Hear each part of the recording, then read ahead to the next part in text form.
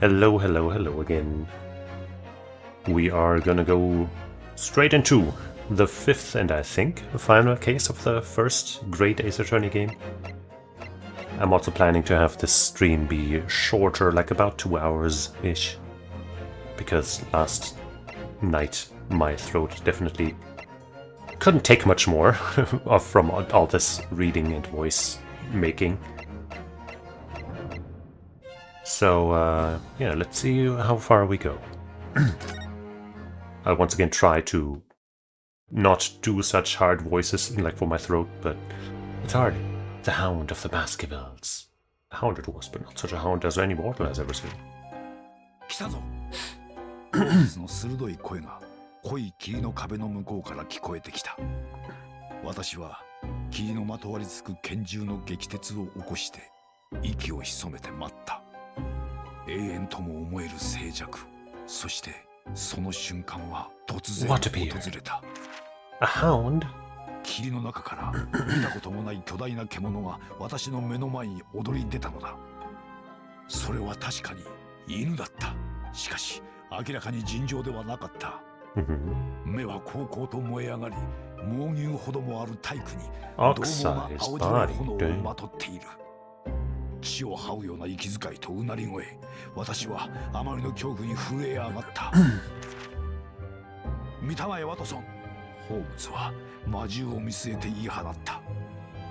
こいつこそバスカビル家に代々語り継がれる伝説の魔剣なのだ。Who's to say it's so diabolical, huh? What did it ever do?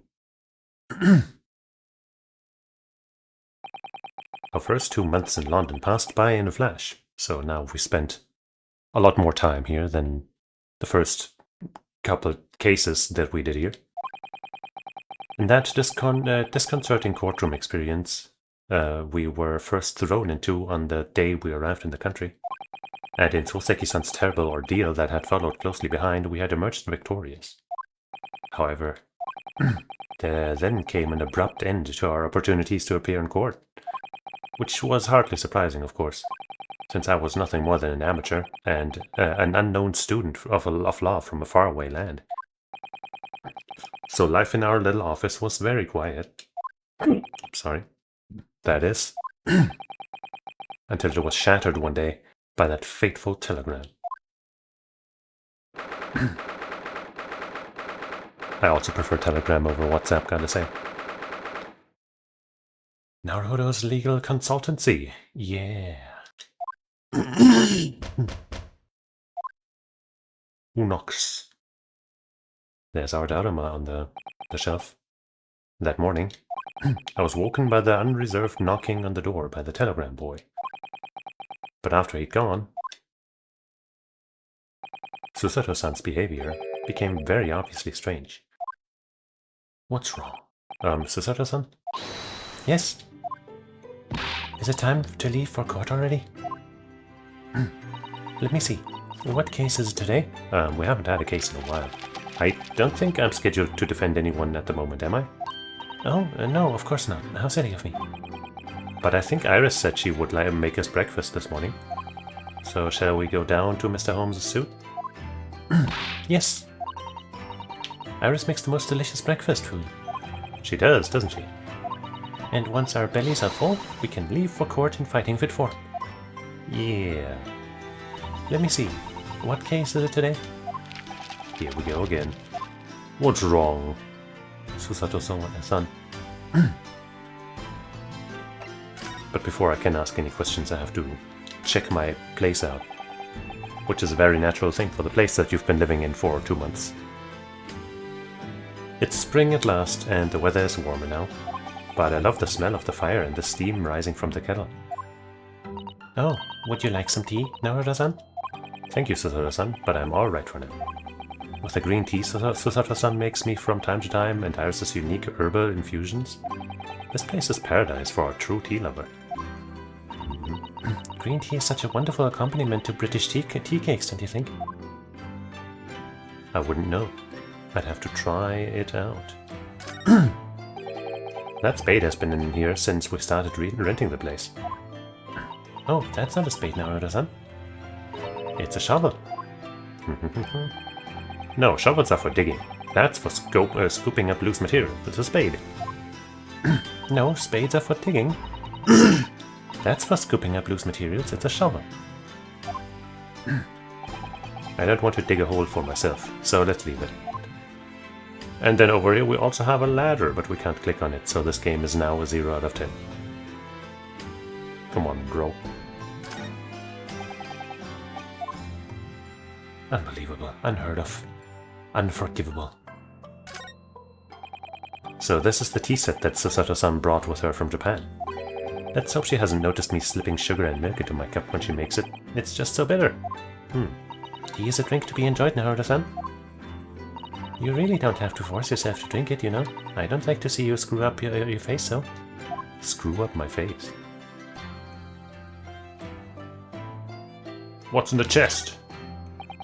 We've only been here in London for about 2 months, but my desk is starting to look a little messy already. You could tidy up once in a while.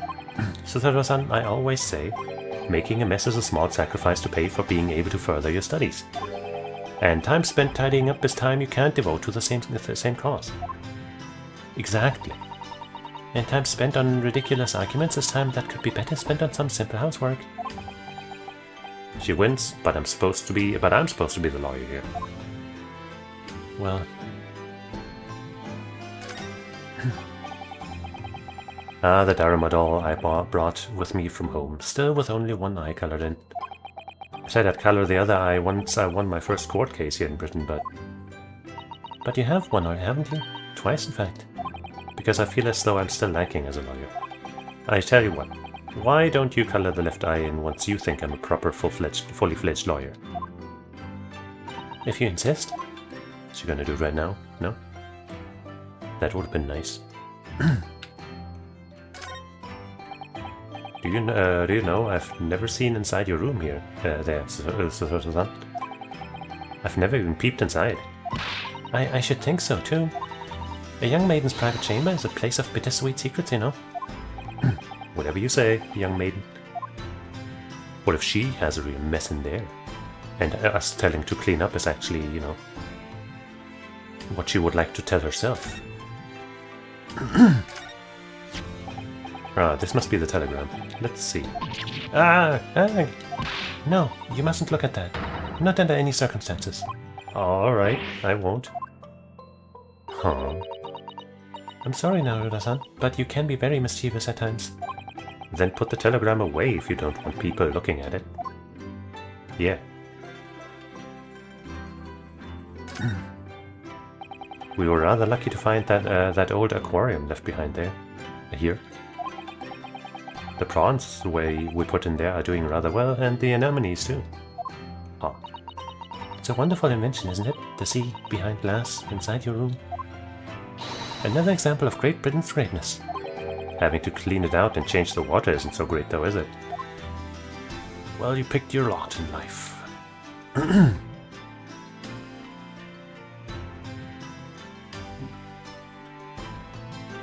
I guess that's all.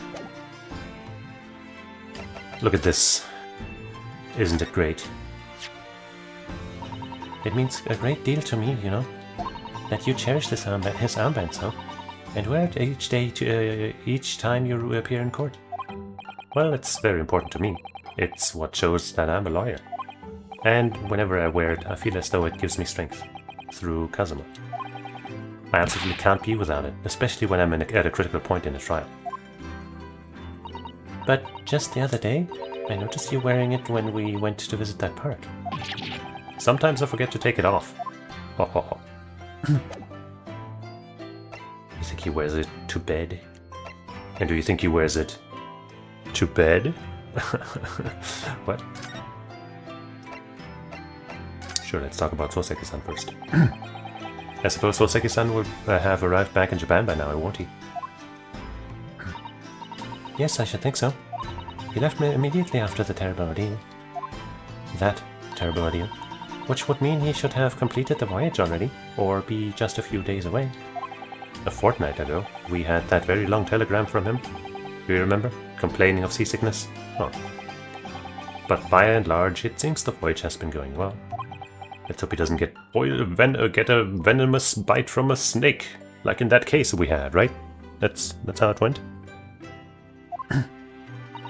Is something wrong, Naruto-san? I was just wondering, what might have become of Soseki-san had he stayed in London, that's all. You mean, as regards Lord Van Zieks, the Reaper? Yes, I can't help wondering if seasickness would have paled into insignificance in that case. All superstitions. The Reaper. What is it they say? That no one who stands in the dock can be saved from the Reaper, right? And no energy drink can be saved from me.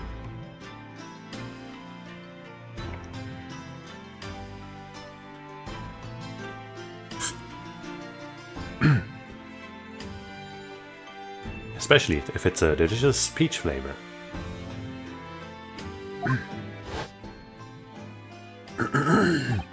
Like the way that nightmarish trial ended on the very day we arrived in London. Even 2 months on, the cause of that dreadful fire is still a mystery. Yes, but at least Soseki-san is safely out of the country now. Presumably that means that the curse of the Reaper can only take effect within the confines of the city of London, perhaps? Even if that's the case, it's little comfort. I have a terrible sense of foreboding. If the legend of the Reaper is to be believed, it would mean he wields the sword of justice himself. Come to think of it, I wonder what he's been up to these past two months. Surely not wielding that sword against more acquitted defendants. No, I don't think so. Apparently Lord Van Zieks hasn't appeared in court once since our last encounter.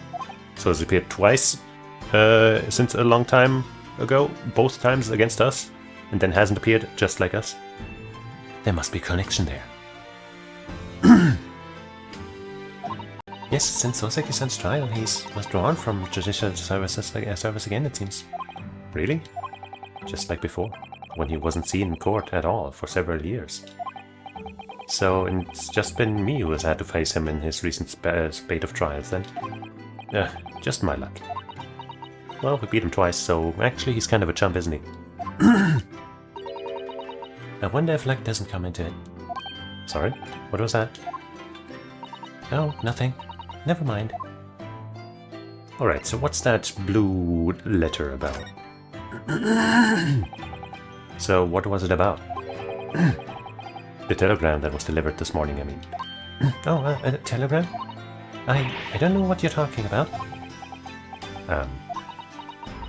She's a great liar. Sorry, but you're not going to get away with that.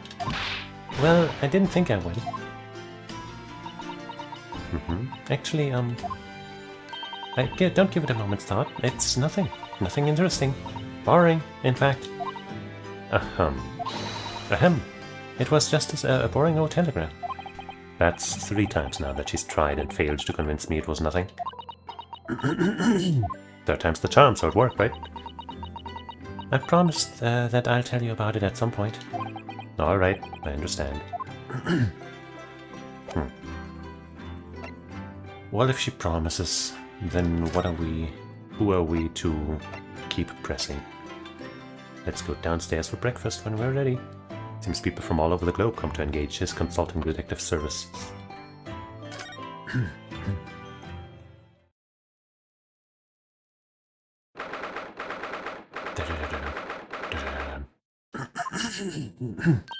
Morning, Runo. Morning, Susie. You hear that beautiful music in the background? Good morning, Iris. Iris? What is it, Runo? What is that terrible noise? It sounds like a cat being strangled. Ah, yes. You noticed that, did you? Shirley isn't in the best form this morning, it seems. Another one who's being strange. Hello. Hello, Mr. Holmes. Good morning. A good morning to die, perhaps. Has something happened, Mr. Holmes? You look miserable, and the way you were playing the violin before. My analytical mind is dead. Music is dead. The world is dead. So does he usually play the violin better? I think that's the implication here. Damn this blanched existence. That's all it is, my dear fellow. Nothing of consequence. I'm afraid I don't understand. Well, Iris, isn't it time we ate? Some dry toast and insipid coffee for me, if it's not too much trouble. Yeah, he's in a good mood. Cat! Yippee! It's the cat from Soseki's place, I think. Oh look, it's Wagahai. That's from the Soseki novel title, Wagahai wa Niko de aru, which I put in the description of the YouTube upload of the first part of that case. It just means I in a fancy way, basically. Good morning, boy. Meow to you too. That must be some sort of tiny door for cats to use. Yeah. But how did it get here? Get there? The door or the cat? Well then, everyone, time for breakfast. Oh, wonderful. Let me help you, Iris. It would indeed be a fine day to die. Ah, I knew something looked different. His things, yeah. Something's missing from Mr. Holmes' desk, now that you say it.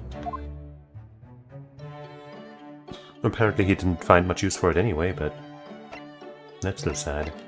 Look, you wanna have this? It doesn't, you can have it. Not like it's important to me or anything. Mr. Holmes, could I ask you to ask for your opinion about this?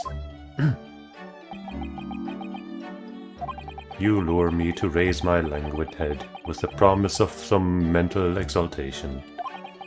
Yet in my morbid depression, I am confronted with the most mundane of problems. Oh. My mind finds greater stimulation in the unforgiving monotony of the floor than in your miserable offering. Damn, dude. Always glad to help. Oh, my head weighs heavy on my shoulders. You didn't have to be so rude about it. I guess we can inspect these things and get new stuff out of them.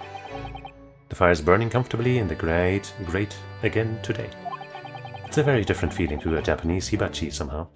Oh, look at the photographic print of a lady displayed on the mantelpiece. Could it be? Yes, it must be. It's the woman. Oh, how exciting. Is that supposed to mean something to me? Huh? The woman question mark? Awarded. Hey, I guess I didn't do that in my original playthrough. Irene Adler, I think, is probably the lady in question. But, hey, what do I know? We're probably supposed to talk to her, but hold on. Looks like that huge metal chest is being used as a table for tea and coffee. It seems very sturdy with an equally sturdy lock. Mr. Naruto, you mustn't go around opening things. I always have to keep an eye on you, don't I? You're very mischievous. It's the second time you said that. How did you come to that conclusion?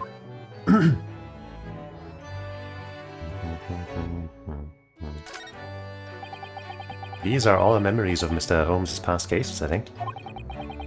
If he'd been involved in my case, I wonder if the beefsteak from La Carnival would be on display here. Huh.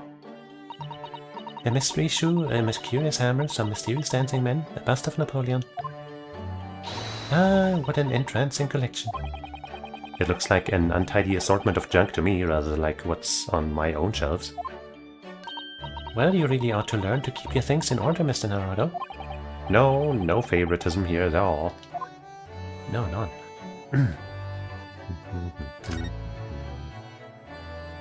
Typewriter still typing. Come to think of it, I haven't seen Iris doing much writing recently. But there's paper already set up in the typewriter. Look, as if she's about to start. That reminds me, when I mentioned that Iris was in the process of writing a full-fledged novel, Mr. Natsume was most impressed. Ah yes, Mr. Natsume. He's like more than twice her age, so I guess maybe, you know. That's what I'll be doing too once I'm back in Japan, he said through tightly clenched fists and teeth. Getting competitive, huh? Right, she's 16, I think. How old was she? 10. Fuck. Yeah, no, right, she's 16. Yeah, okay, so Natsume is more than 3 times as old as her. And she has already accomplished more in her writing career. But that's not how you measure a writer's value. It's not, okay? Don't you dare think that way. Don't you dare. That's a charming little white shelf, and full of charming little bottles too. But the contents of them aren't quite so charming, it seems. Science is the future, Mr. Naruto. You can't deny it. I'm saving my money so that I can buy some chemistry apparatuses as well. Law, chemistry, takedown throws, what diverse skills you boast, Mr. Subtle. As useful as they are, I'm not sure that my throwing skills are worthy of inclusion in that list. No, they are great. I would know, being the main target of your throws. This is where Iris notes down ideas, isn't it? Let's see, what does it say today? Ah, the Boscombe Valley Mystery. Oh, how intriguing. It must be the title of Iris' latest work. Oh my, I wonder what fantastic tale awaits us. Susaru-san looks like an angel, but I bet she's dreaming of the most unsavory crime you could imagine. Let's hope she doesn't put those crimes into action herself. Iris' beautiful tea set is there on the table as usual.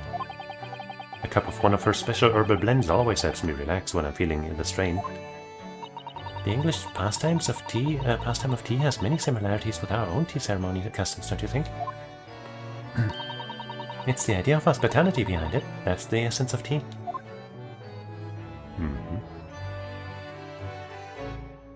The Japanese and the British do share a fondness of tea. Of course, people like tea everywhere, but, you know, those two places are more known for it than most, let's say. There's all sorts on these shelves, chemistry apparatus, books, papers, and lots of things I've never seen before. It's all heaped up so high, I can't help feeling that the whole lot is going to topple at any moment. Oh, it's such a charmingly untidy collection of paraphernalia, isn't it? It just looks messy to me, like my desk. But you, Mr. Naruto, must learn to tidy up after yourself. No favoritism there, then. Absolutely no bias.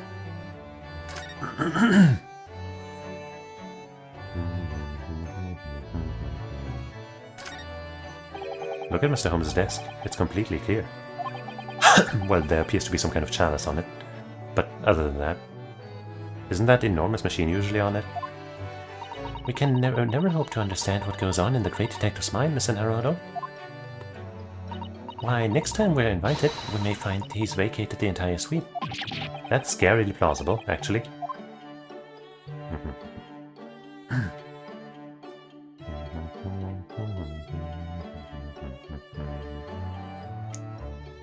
Alright, first, I guess before we speak to her, let's see if we can get something out of him. Wanting to die. A great topic. You seem to be very unhappy this morning, Mr. Holmes. Let me turn this up.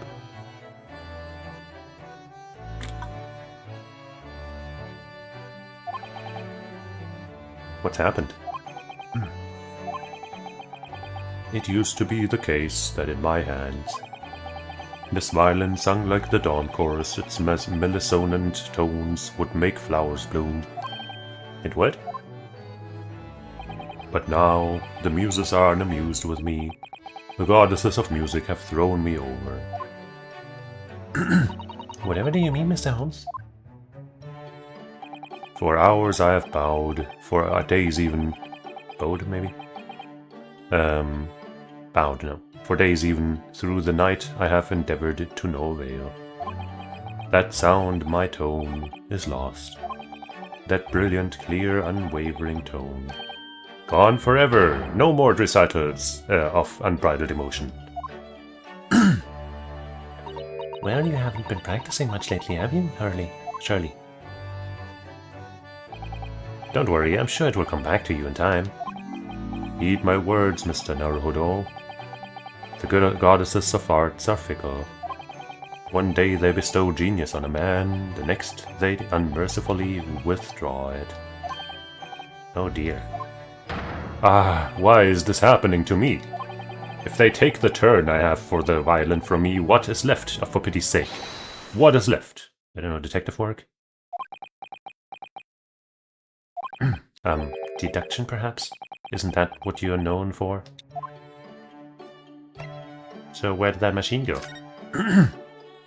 Does that have anything to do with the muses? Mr. Holmes, I don't like to pry, but... your desk looks rather empty today. Ah, well done, Mrs. Sato. Your observational skills do you credit. Oh no, Mr. Holmes. They pale and come into insignificance when compared to yours. You'd struggle not to notice, wouldn't you?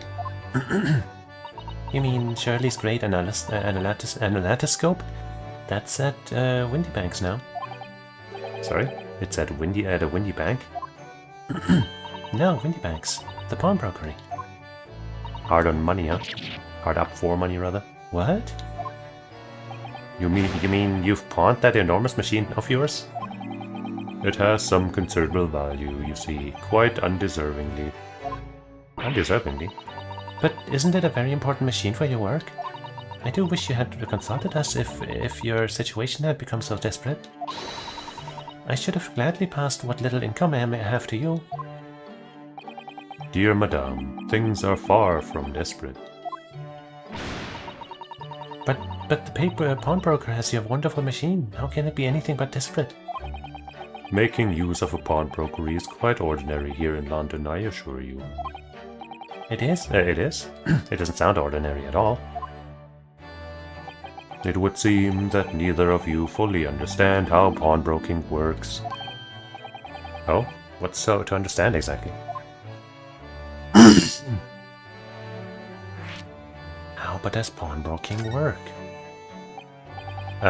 What did you mean when you said we didn't fully understand how pawnbroking works? To the people of London, pawnbrokeries are akin to banks. So you know, once you have the money, you get your shit back? Banks? On Mondays, merchants relinquish their finest jackets and trappings to their pawnbroker of choice. With the money they received in return, they are able to trade happily through the week. And then on Saturdays, they go to recover their things using the money they've earned.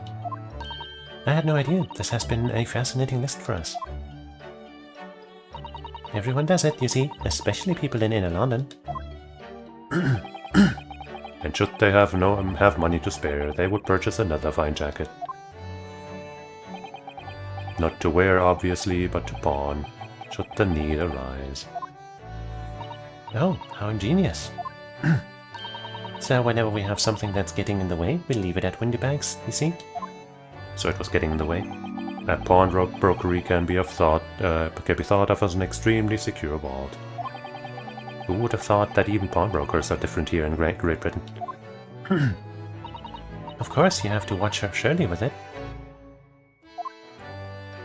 Sometimes he pawns things he really shouldn't. Don't you, Shirley? Don't you, Shirley?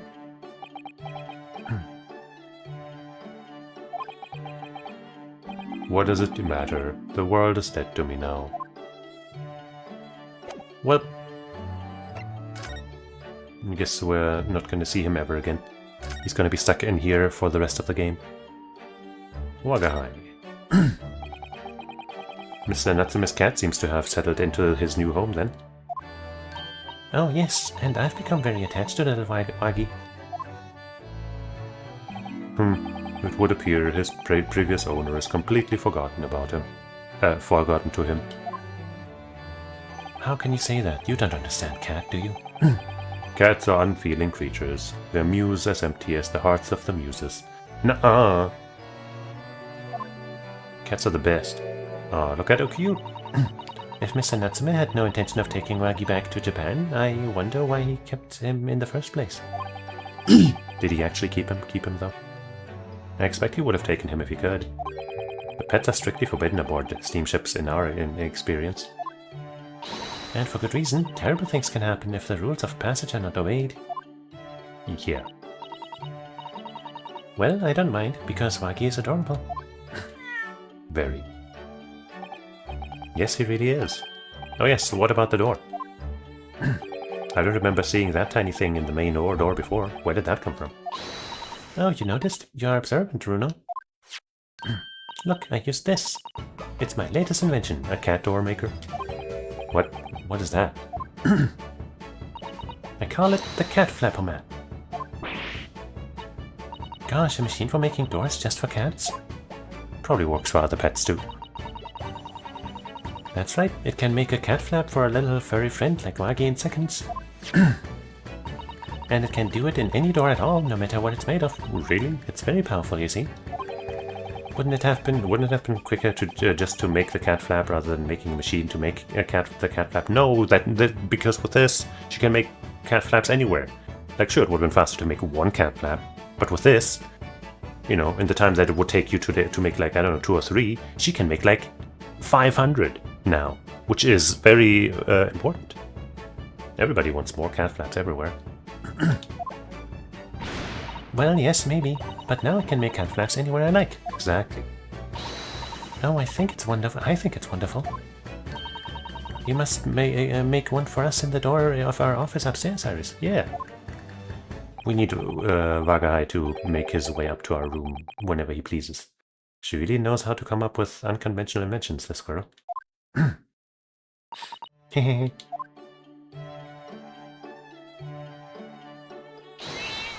What?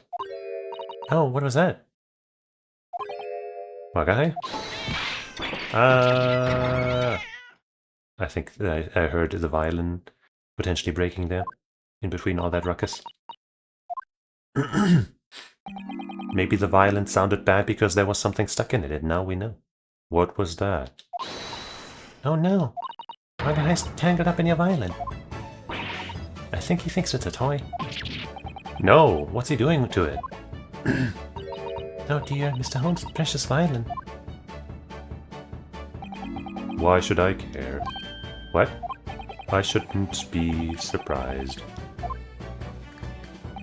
If the cat is a more accomplished musician than I now. Well. Mr. Holmes really is in poor spirits, isn't he? How can you tell? Well, anyway, I'll put it back where it lives, shall I, Shirley? Out of the cat's reach, if possible. Maybe we should assess the damage. Maybe we should.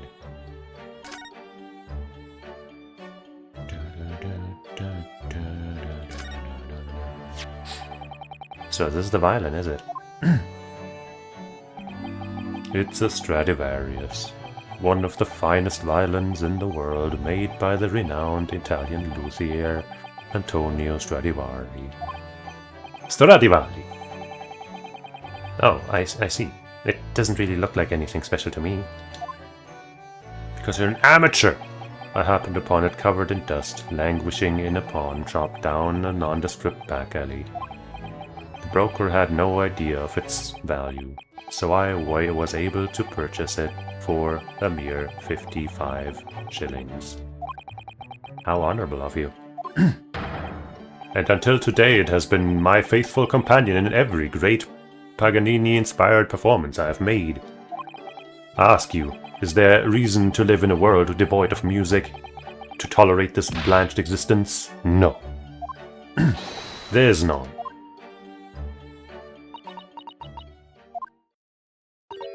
Mr. Holmes? What, dear madam, what? My thoughts are preoccupied with fancies of release from this dull routine. Dang, dude. Well, it's about the violin. It looks very different to normal, don't you think? Hmm? What do you mean, Miss Susato? Oh, Susie's right. Yes. The tone of the wood is completely different. And that's not all. I'm sure there was no crack here before. Wait, it's not even the right size, is it? What's this? Did you, like, broker your violin off and get the wrong one back and not notice somehow? I'm terribly sorry to have to tell you this, Mr. Holmes, but that instrument isn't a violin at all. Oh. Then what? I believe it's an entirely different instrument. It's called a viola. What? Oh, Mr. Holmes, are you alright? You're right. You are quite right. This isn't my faithful Stradivarius. So what, pray, is this piece of stink flotsam? Flotsam. How did you not fucking notice this entire time? Not your faithful performing partner, then? I see what must have happened. You do, Iris? This is just a simple mix-up. It sounds like Iris might be able to tell us exactly what's happening if we ask her. Maybe she will tell us. Maybe she will tell us what happened with the mix-up and give us back the violin for Holmes and us. What did you mean by a mix-up, Iris? Well, you see, this viola, I mean, was at Windy Banks until last week. That's what I said. At the pawnbrokers? Not Mr. Holmes' beloved musical partner. There's a proverb from the East, with which you are no doubt familiar, my dear fellows. Always let a beloved child travel. Yes, indeed. So you sent your beloved violin to the pawnbrokers in the hope that it would experience personal growth? Oh, what a wonderful idea. Last week I pawned my great analytoscope in order to release my precious instrument. But it would appear Mr. Windybank mistakenly furnished me with this tawdry fiddle instead. But my ears cannot be deceived by the hollow timbre of this piece of timber. No, but your average sense was deceived by the fact that it just had strings. Yeah, there's something wrong with you, man.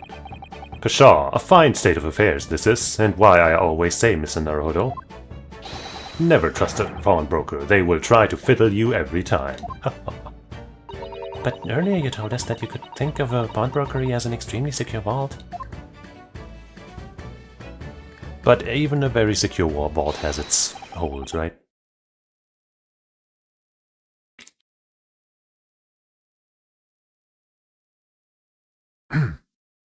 Come, Mr. Naruhodo. Dilly-dallying will get you nowhere. Sorry? Crunching your toast with that vacant aspect, frissing your coffee so obtusely. Are you not a little embarrassed by your own conduct, considering the urgency with which we are faced? You must visit Mr. Windybank's brokery at once. That's right, isn't it, Mr. Holmes? Precisely, Mrs. Little, without a moment's delay. But I haven't finished my bacon and eggs. Sounds good. My dear fellow, surely you do not still intend to crunch your bacon with an increasingly vacant aspect, to fry your egg even more obtusely? Alright, say no more. Let's go then. Eat it on the way. Put both on a toast and eat it like that. It's delicious. Don't worry, Bruno. I'd be happy to heat it up for you again later. Oh, thank you, Iris. As it happens, I am rather curious to see what a British pawnbroker's looks like.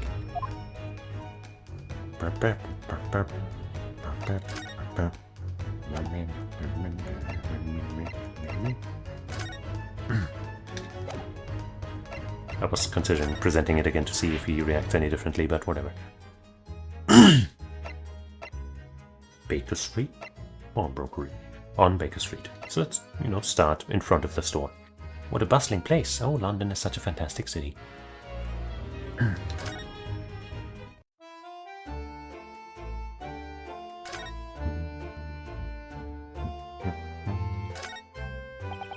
Look at all the different things in the window of the shop. That's Windybank's, the pawnbrokery. Jewelers, pawnbrokers. It looks much smarter than the pawnbrokers in Japan, doesn't it? Yes, you're right. I find pawn shops at home rather inapproachable, personally. It reminds me of tearfully parting with my favorite fountain pen. I felt so miserable. What doesn't kill us makes us stronger, Mr. Naruto. Does it though?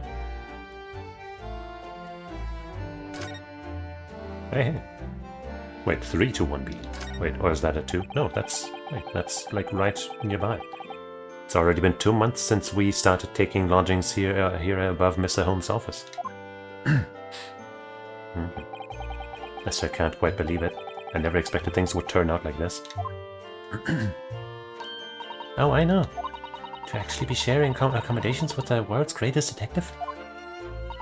If I ever find myself before a court of law now, I will have not one regret. I don't know what you're talking about, but I'd be happy to defend you, of course.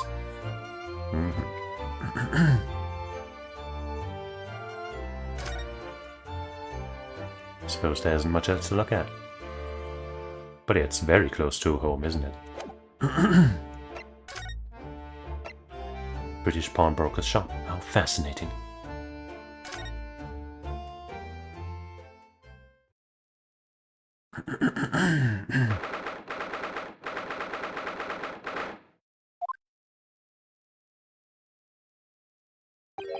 So this is a British pawnbrokery. Oh my, there are all sorts of tools and contraptions in here that I've never laid eyes on before. Ah, Susato-san, and that spark of wonder in your eyes. You can't wait to scour the shelves, can you? I get the impression you enjoy places like this. Oh yes, I don't know why, but seeing such a lot of things I don't understand is a real thrill for me. My dear fellows, let us not forget why we are here. Oh, Mr. Holmes. We are calling on matters of business, not pleasure. And clearly Mr. Holmes means business, and too, judging from the spark of fury in his eyes. Mr. Holmes, sir, welcome back. Did you hear that brazen welcome?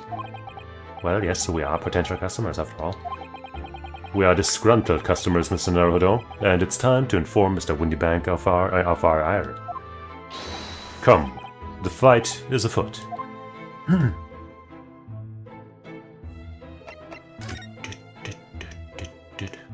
What, we can't look at the skull? 0 out of 10. Minus 10 out of 10. What are you doing, my dear fellows? We are not here to browse for interesting curios. We have come to teach this broker a lesson. Oh, but there are just so many fascinating items. It looks as though we'll have to talk to Mr. Windybank first before you can explore here and here, Mr. Sato. Alright. How much for this? Mr. Windybank, about this? Let me see. I'll give you 2p for it. No, I don't want to pawn it. Kick. I wonder, could I ask you something? Ah, gentleman from the east, I see. Yes, that's that sable suit. I suppose I could offer you 6p for it. Without wishing to offend, the tone is somewhat dull. Sorry?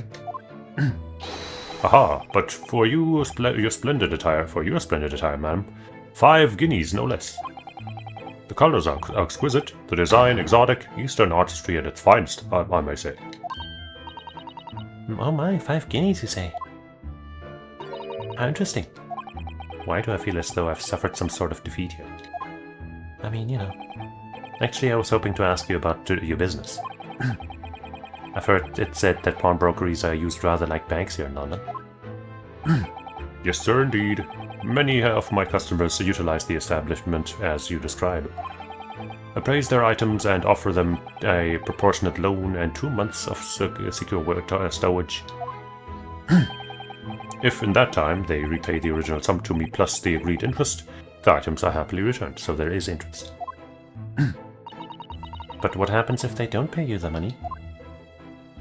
Then the items are offered for sale in my shop, as you can see on the shelves behind me. So you never sell items before the 2 months has passed, then? That's right, ma'am, that's right. Which means some considerable responsibility rests on my shoulders. Should a customer's precious belongings be lost, the only recompense is for me to end it all. Dang. The very idea, Mr. Windybank, is an absurdity. One should never talk of one's demise so casually. Yeah, exactly. Just the man who was telling us all it was a good day to die until this morning. Only this morning. And let us not forget that I have already helped you take measures to ensure that a tragedy never occurs. Such a tragedy. Now, what sort of measures? Engineered a simple device which Mr. Windybank has installed here in his shop. I called it the red-handed recorder. Is that not so, Mr. Windybank? What is that deep sigh about?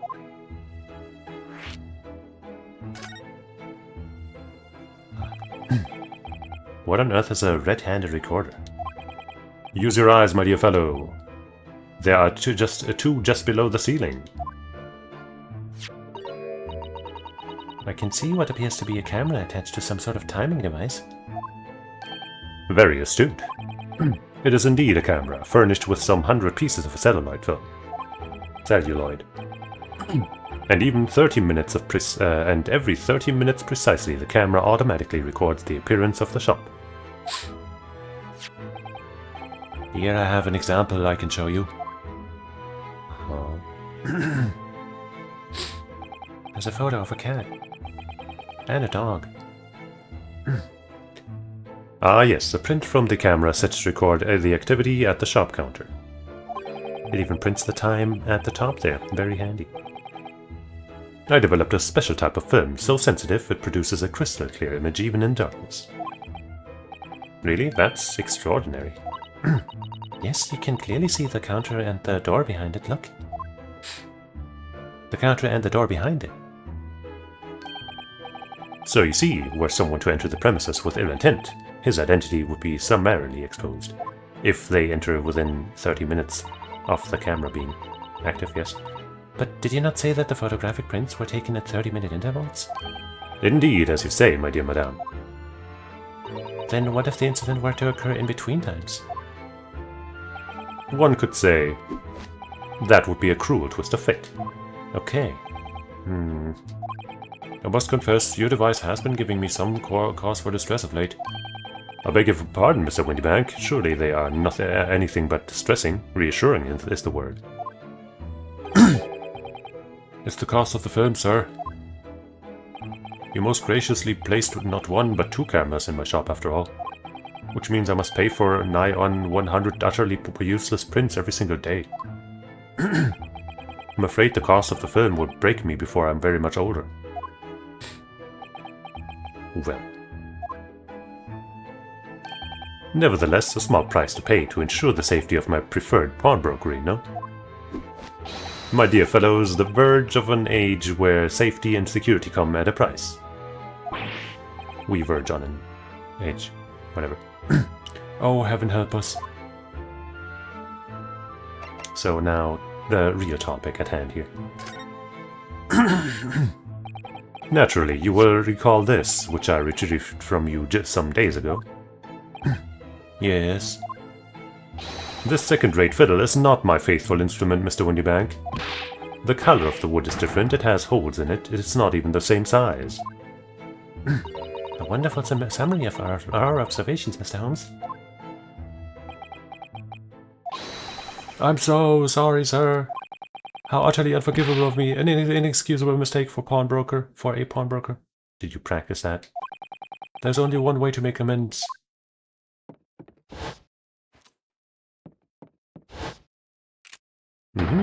I shall have to take my own life. Damn, bro. I don't think that will be necessary, do you? If I may just say one thing before I pop off. Ah, yes? It was you, Mr. Holmes, who took it upon himself to remove the item the other day, I believe. Sorry? As I recall, I entered the storeroom to fetch your violin when I heard, ah, there it is. You did? And when I turned to controvert you, you had taken the viola and left, sir. Well, Holmes? However, there can be no doubt that the blame lies firmly at my own door for allowing you to leave. So I shall not grumble or grouse any longer. May this guilt die with me. No, stop, my dear fellow. The fault is mine.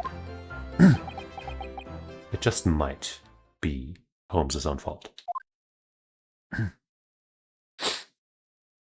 Phew. It would appear that the fight is over. Not much of a fight. I do humbly apologize, Mr. Windybank. Evidently, my questionable disposition precipitated this tragedy. Precipitated. Well, you wouldn't be Mr. Sherlock Holmes without that questionable disposition now, would you? Haha, I do believe you may be right, sir. It's either laugh or cry, I suppose. You are, it must be said, one of my more challenging customers. Only one of them, huh? I need to remind you of the peculiar collection of items you have brought through my door in the past. Oh? Peculiar items? In the extreme, I mean, ma'am. For example, the unpublished manuscript of an eponymous work, the novels of Sherlock Holmes, or some such. Oh my, a new full-fledged novel? And unpublished? A story that I have yet to read, you mean? Forgive me.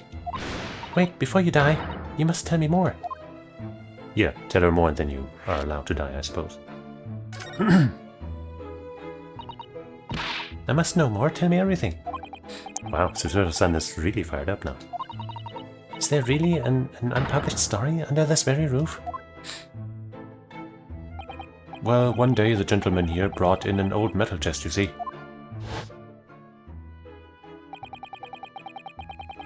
I should like to entrust this to your care for a while, Mr. Windybank. For a chest like that, 1 shilling, sir. Not a farthing more. It houses something of very great value indeed. The latest manuscript, recounting the adventures of one Mr. Sherlock Holmes. I beg your pardon, a manuscript? You wish to deposit a manuscript? Indeed I do, for I am confident it will be quite safe here. And that was that. As such, Mr. Holmes' latest tale of otherworldly mystery lies dormant in my storeroom. Mr. Holmes, is that really true? Do I sense that someone doesn't want to talk about this? I continue to pay for your fee, do I not? Then kindly continue to store my belongings securely. Of course, sir, of course. They're safe and sound with me, I assure you, on my life. Damn, bro. He's about to call his persona. This is all very strange.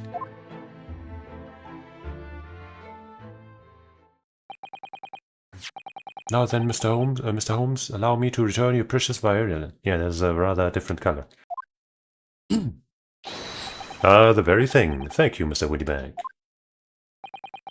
Perhaps this might mark the end of the peculiar items you try to pop, Probably not. Because if anything were to happen to one of them, this would be the only answer. I really think you ought to stop waving that gun around. Someone could get hurt. Fear not. Sorry? Fondly loaded a single bullet, so no one but myself could possibly be harmed. That's not really what I meant. Good day to you, then, Mr. Windybank. It's been a pleasure as always, Mr. Holmes. Yeah, definitely sounded like a pleasure for you. All of this.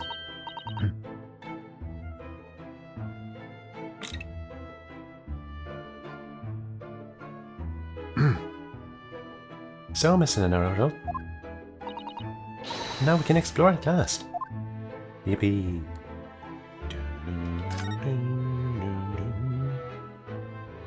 So I can't seem to check the skull now. There seems to be a little door hidden behind that curtain there. That's not what I was trying to look at. But I suppose it is of interest. That leads to the storage room, where Mr. Windybank keeps articles that are currently in pawn. I see. There's nothing of particular interest inside. I certainly wouldn't recommend any larcenous activity. Recommend it or not, it's not something I tend to do. There's but one key, and Mr. Windybank keeps it in his pocket at all times.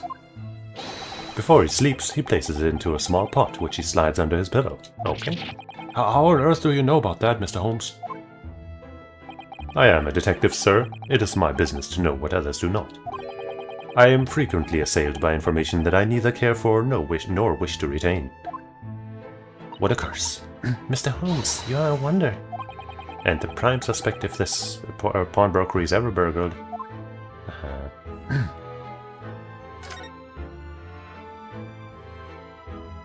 Oh.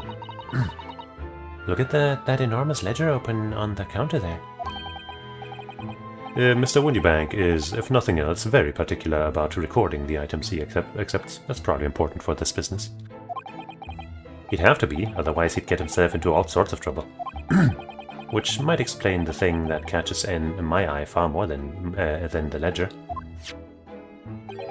This revolver here. Not like we haven't seen it. Do not entertain even a single thought of pilfering in an article herein, my dear fellow. Huh? I assure you Mr. Windybank would not hesitate to draw that weapon with a speed belying his portly size. Oh, you don't mean he'd... Blow his brains out, indeed, in recompense for his blunder.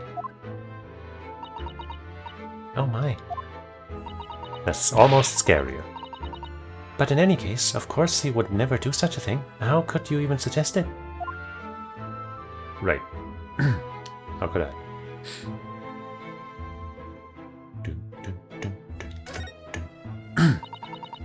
What an assortment of things there are on these shelves here. Crockery, footwear, clocks, and watches. Almost anything you care to imagine. Those are forfeited items, offered for sale by the pawnbroker. What does that really mean, though? That you can buy them, because the person who put them here didn't take them back. When you pawn, or colloquially pop, an item, the broker loans you money against its worth. He stores the item for an agreed period of time, after which the loan must be repaid. If not, he is free to display it in his shop for sale, at a price of his choosing. Oh yes, now that you've explained it, I'm noticing little price tags on everything. Of course, simply by paying the agreed interest on the loan, one can extend the period of safekeeping. Like you've been doing with that manuscript. You may pawn that black garb of yours without fear, my dear fellow.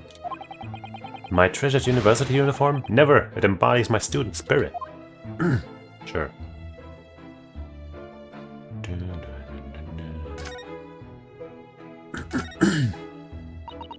Now what do you suppose this rather enormous machine does? It seems to have two little windows for looking through. Allow me to enlighten you, my dear fellows. What you are looking at is a stereoscope. A stereoscope? Fascinating. It is aptly named, I assure you. Look through the eyepieces and see for yourself. Oh, I should be delighted to. Excuse me for a moment while I just have a look. Just before you do, there's something I should point out. Does this one have, like, ink on its eyepieces? My dear fellows, in order to see the image properly, stereoscopically, as it were, you will need to be cross-eyed. However, if that is beyond you, it is of little consequence today. Okay? Oh, the 3DS. Because this was originally on the 3DS. That's probably what this is about. Alright then, I'm going to try it.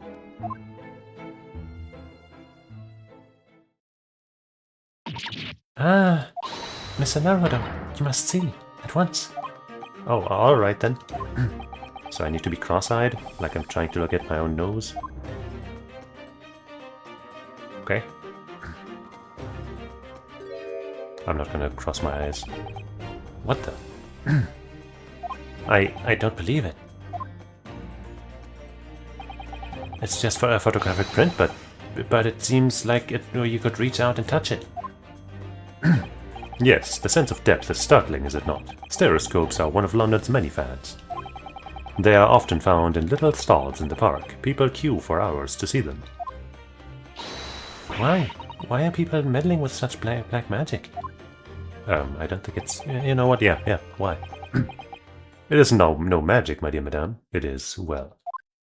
science. Far too complicated to explain at present. We shall save this lesson for another day.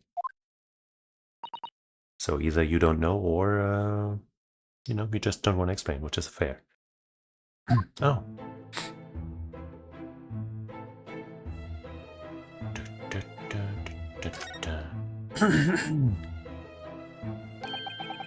That's not a calendar you could easily miss, is it? 15th of April. April, what the fuck am I saying? Today's date. It's April. And right now it's December.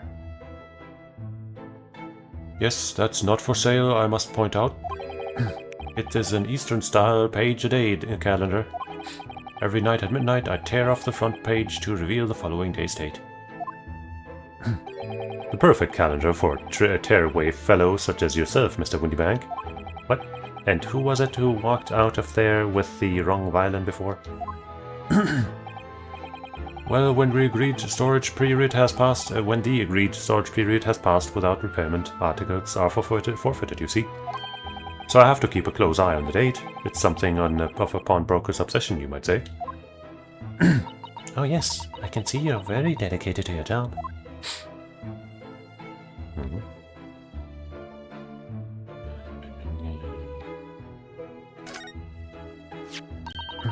Look at this. Whatever could it be used for? I have no idea. Ah. Is it also stereoscopic? I think it's a camera, but I'm not sure. There's a small catch just here, look. We're going to open it, aren't we? Oh my, that's amazing. It has some sort of spring-loaded mechanism.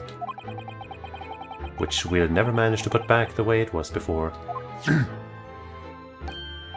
What are you two doing? What, us? Nothing? No, nothing at all. Whatever this device is, it seems to have a pair of little windows to look through. It feels as though I've seen something similar to this elsewhere.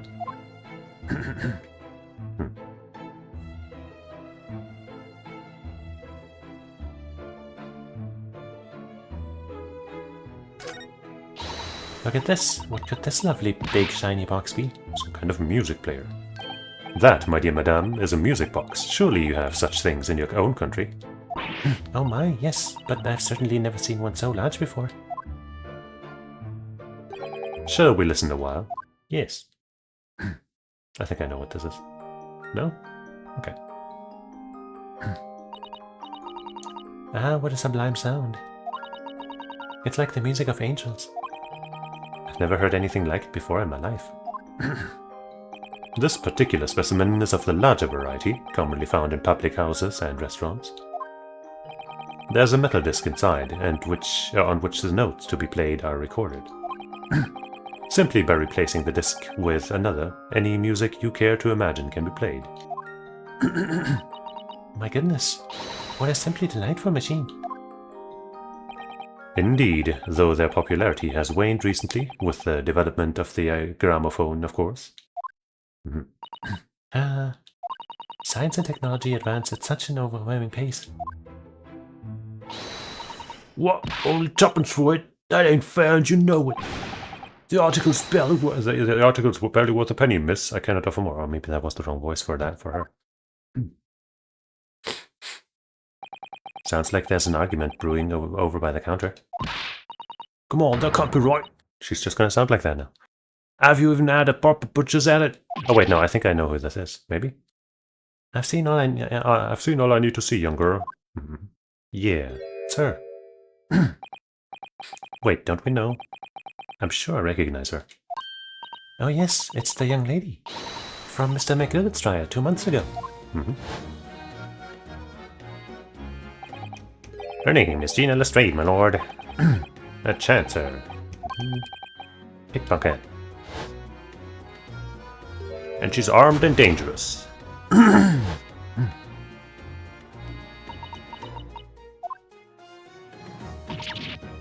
Gordon Bennett, you lot. Gordon Bennett? Hello, Mrs. Lestrade. I hope you've been well. What? You remember me then, do you?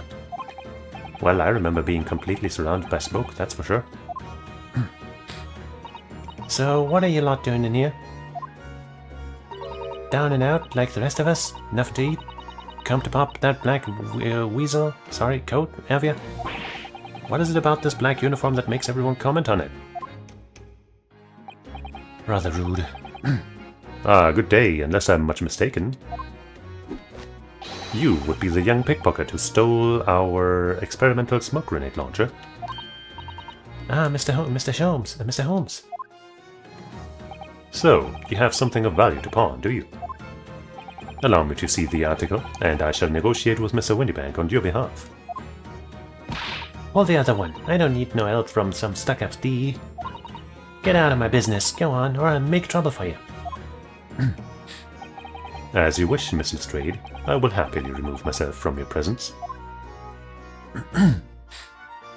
He's probably a better pickpocket than she is, if he wants to be, as we've seen from his dexterous skills on the Burya. He's really done it. He's gone. I'm sorry, but as I said, there really is no room for negotiation here. What is that thing he has in his hand? Some kind of metal disc? It's for that music machine. Maybe a smaller one, though. And you, go on, leave me alone. No, Miss Lestrade, just pretend we aren't here. We shan't be offended in the slightest. Susan really can't stand her ground when she wants to. Whatever.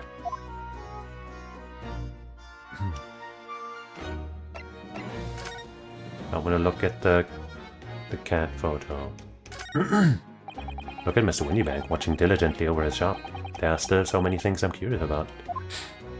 I don't believe this is a time for browsing, Mr. Naruto. We should probably see what that argument's been resolved yet. Whether. Okay.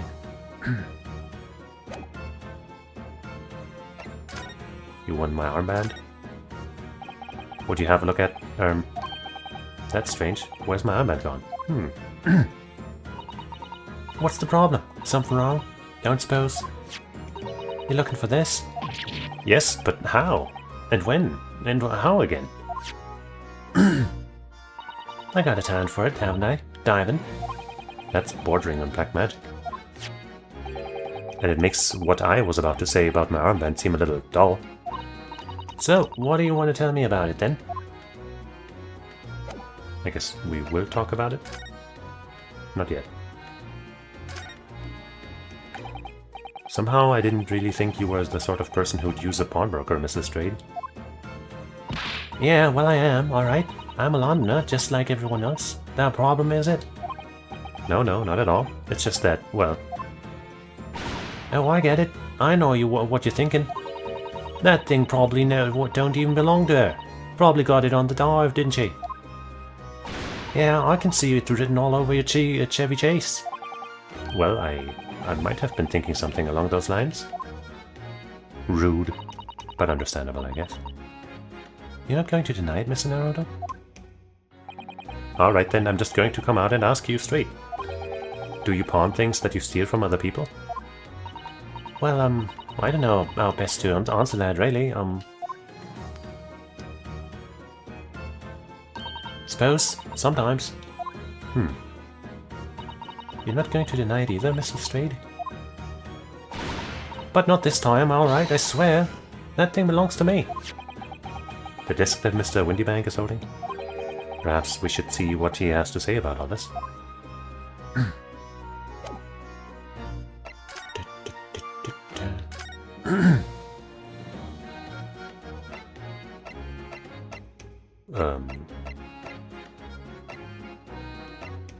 Does she come here often? Do you come here often?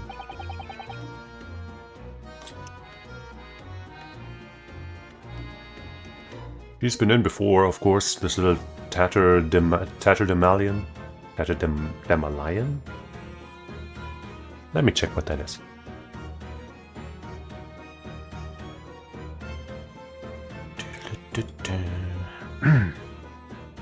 Come on. Don't be so slow now, browser. Tatterdemalion. Tatterdemalion. Close. A person in tattered clothing. I see. I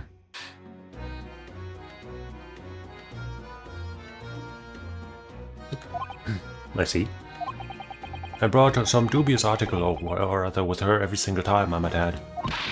Dubious? What are you trying to say? I'm an honest customer, me. So, is there something dubious about the disc she brought in today? Well, if only it were that simple.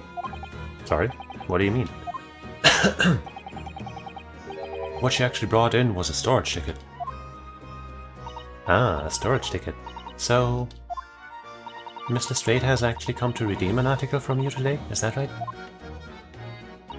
Yeah, that's right. A girl like me has a lot of stuff what needs storing. Alright, yes, that's definitely dubious. The article in question would have been forfeited at midnight tonight, but as she gave me the ticket for it and repaid both the loan and the interest, I was obliged to return the article to her. But what was the article? Do tell us, Mr. Winniebank. The little scamp is wearing it, madam. Ma'am. It's the overcoat that she redeemed. Oh. What's wrong with that? It fits, don't it? I mean, it's mine, so of course it is. Uh-huh. Very natural and non-suspicious way of saying it. So what about the disc then? How does that come into all this? She found it in there and was trying to sell it immediately or something? The disc is something else. A new article to pawn, if the girl and I can agree on a price.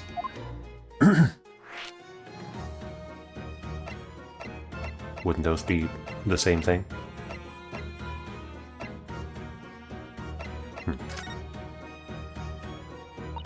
Mr. Winniebank, what exactly is this metal disc that Miss Lestrade has brought in? It seems to have hundreds of tiny little bumps on it on its surface.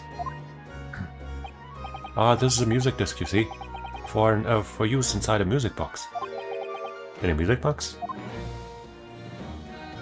What? You don't even know what a music box is? Tch, you Eastern lot ain't too savvy, eh? I know what a music box is. I've just never seen one of these discs before.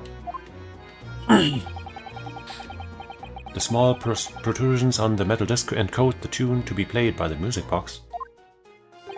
You simply insert the disc and set the machine going, and beautiful music plays. It's so incredible. Tell us, what tune is on this disc? Well, I'm afraid I couldn't tell you that. There are so many different types of music box, you see. British-made, German, Swiss. Hey, Fiber.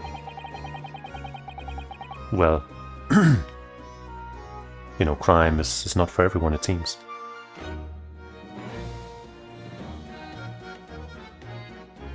I have no way of knowing which particular machine this disc was made for. I see. And that's it in a nutshell.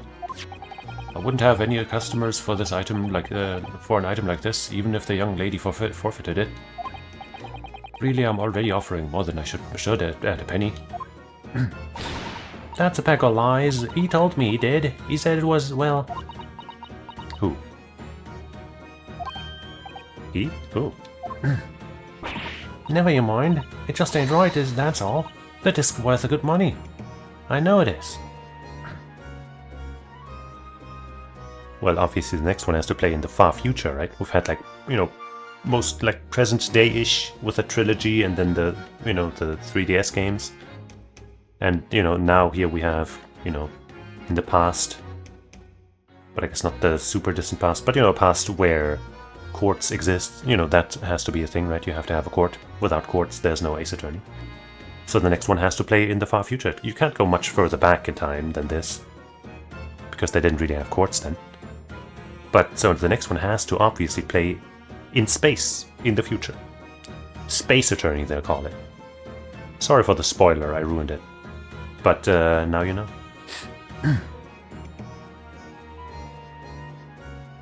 It ain't, just right. That disc's worth good money, and I know it is. I know it is. Well then, you'll have to try your luck at another pawnbroker's, won't you? Yeah. Those folks at Capcom really thought of a good title there. Ah.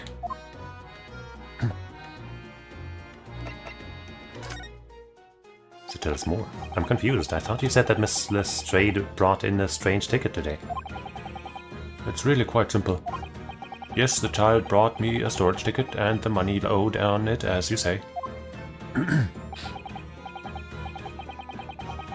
For this heavy black coat, which you returned to her care, as I'd understood it? That's right, yes. And rather unsurprisingly, as soon as the little ragamuffin put the thing on, she went rifling through the pockets. In zero gravity, yeah. Yes. That makes perfect sense. And like you gotta follow them with like the motion controls of the controller to see them testifying as they're floating through the room. Capcom is just full of great ideas today. Oh, you mean... What? Don't you think it's rude to stare at a lady? Ah, I see. So it came from the pocket of the overcoat, did it? If you mean this disc, then yes, exactly, ma'am. And she immediately tried to pawn it? For quite a high price as well. This is all rather suspicious, I think. What? She just forgot that she had it in there, and then she remembered and wanted to sell it. It makes perfect sense. Give it up. I'm just trying to pawn something for like anyone else would. Miss Lestrade, may I ask who deposited the overcoat here in the first place? Well, me. It doesn't really appear to be your size. Me old man. It's me old man, ain't it? Me old man's. Is it, Miss Lestrade? Yes, this is definitely all rather suspicious.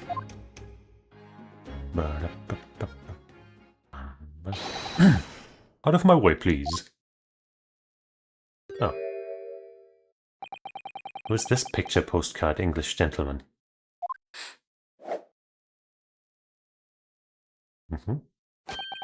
Good day to you, ladies, gentlemen. What's your problem, eh? There is no problem, as long as you remove yourself. I have a matter to discuss with the proprietor.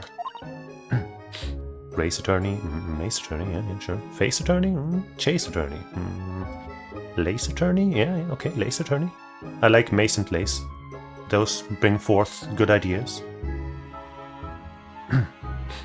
Exactly. And lace would be, you know, a little naughty, a little more, you know, adult themed. All wearing very sexy underwear.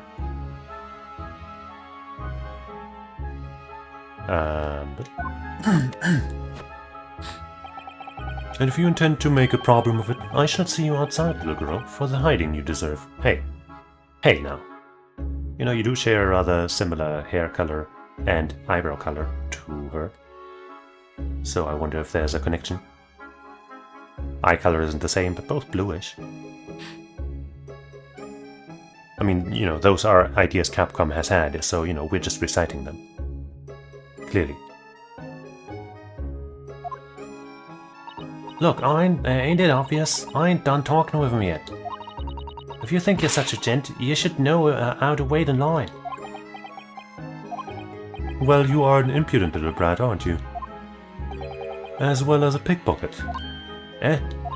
Who are you? How did you know who I am? The question is, how do you not know who I am?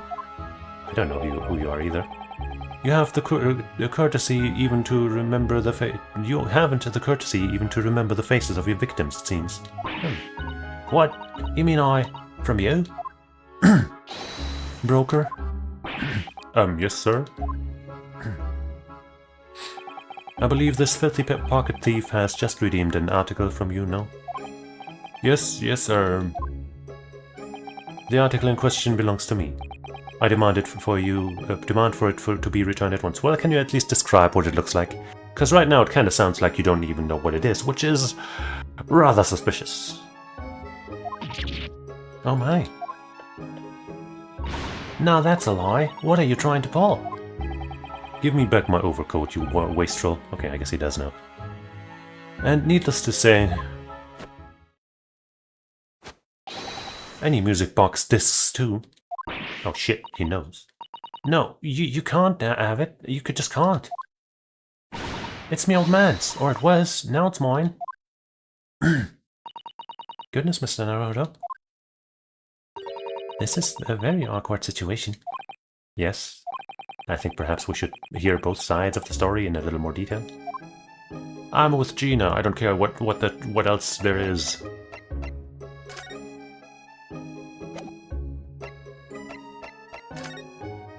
Gentleman's accusation.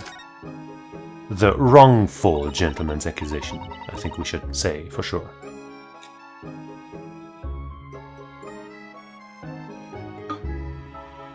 Just because she's a pickpocket doesn't mean she steals things, okay?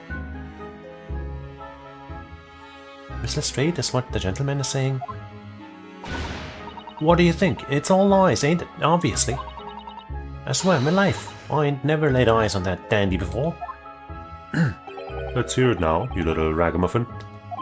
You stole it, didn't you? That ticket you brought in here just now. No, I swear it. I swear to God. It was barely an hour ago I was walking along the street minding my own business, when this little gutterling ran into me. I knew at once what had happened. I've been robbed yet again, I thought to myself.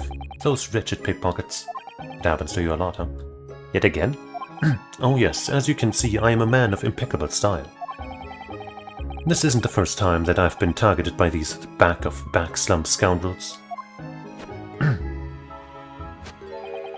Now then, relinquish my overcoat.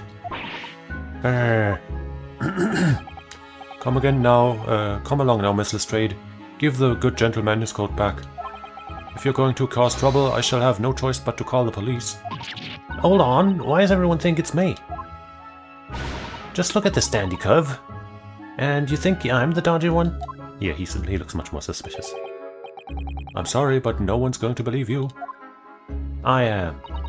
Well, what about evidence? Yeah. Where's the evidence that I've stolen something, eh? Come on, let's see it.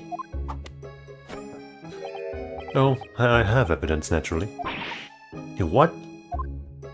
He does.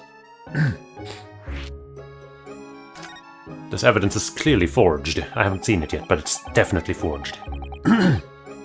Evidence that the article Miss Lestrade redeemed actually belongs to this gentleman? Of course, we need only consult Mr. Windybank's ledger to know the truth. We'll be able to look up the name of the person who deposited the article in the first place. Yes, brilliant. What if it's neither of their names? I'm very sorry, but I'm afraid that won't be possible. Huh? I never ask customers' names. That's a strict policy of mine. But why not? Well now, as you can imagine, some of my customers have circumstances to consider. A great many of them prefer to maintain their anonymity, so you might be hiding very dubious things related to crimes or something in there. Yes, I see. Any bodies in there? But then how can you know if an article belongs to the person asking to redeem it? With that tag, ticket, whatever. Oh, it's quite simple. Good sir, might I trouble you for the watchword associated with the article in question? Of course, it's... Professor. Are you Moriarty? He might be Moriarty. Yes, that's right, and all the evidence we need. This gentleman is the rightful owner of the article, without doubt. Then why did you even give it to Miss Lestrade if she didn't say the word? Unless she also did, in which case, what's the point? A watchword? Interesting.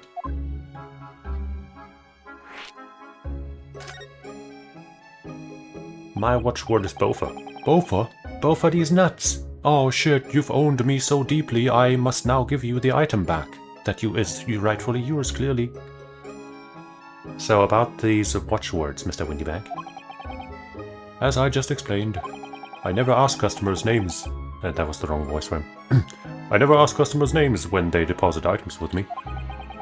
There are many reasons why certain customers would like to keep their activities secret. Nobody suspicious, of course. Is he holding a bar of chocolate? while looking through that stereoscope? That wasn't exactly a subtle glance at Mr. Holmes now, was it? Great detectives have no dark secrets, none at all. Yes, well, anyway, that's why I always ask for a watchword whenever I accept a new article. In many ways, it's like the secret combination of numbers used to unlock a vault. The date of deposit, a description, and a watchword uniquely identify each item. And of course, then I give the storage ticket to the customer. When someone comes to redeem something, I ask for the ticket and the watchword. Why didn't you do that with Gina just now then? And if that someone tells you the correct watchword, you return the article? That's right, sir. Yes, just as soon as the requisite fee is paid.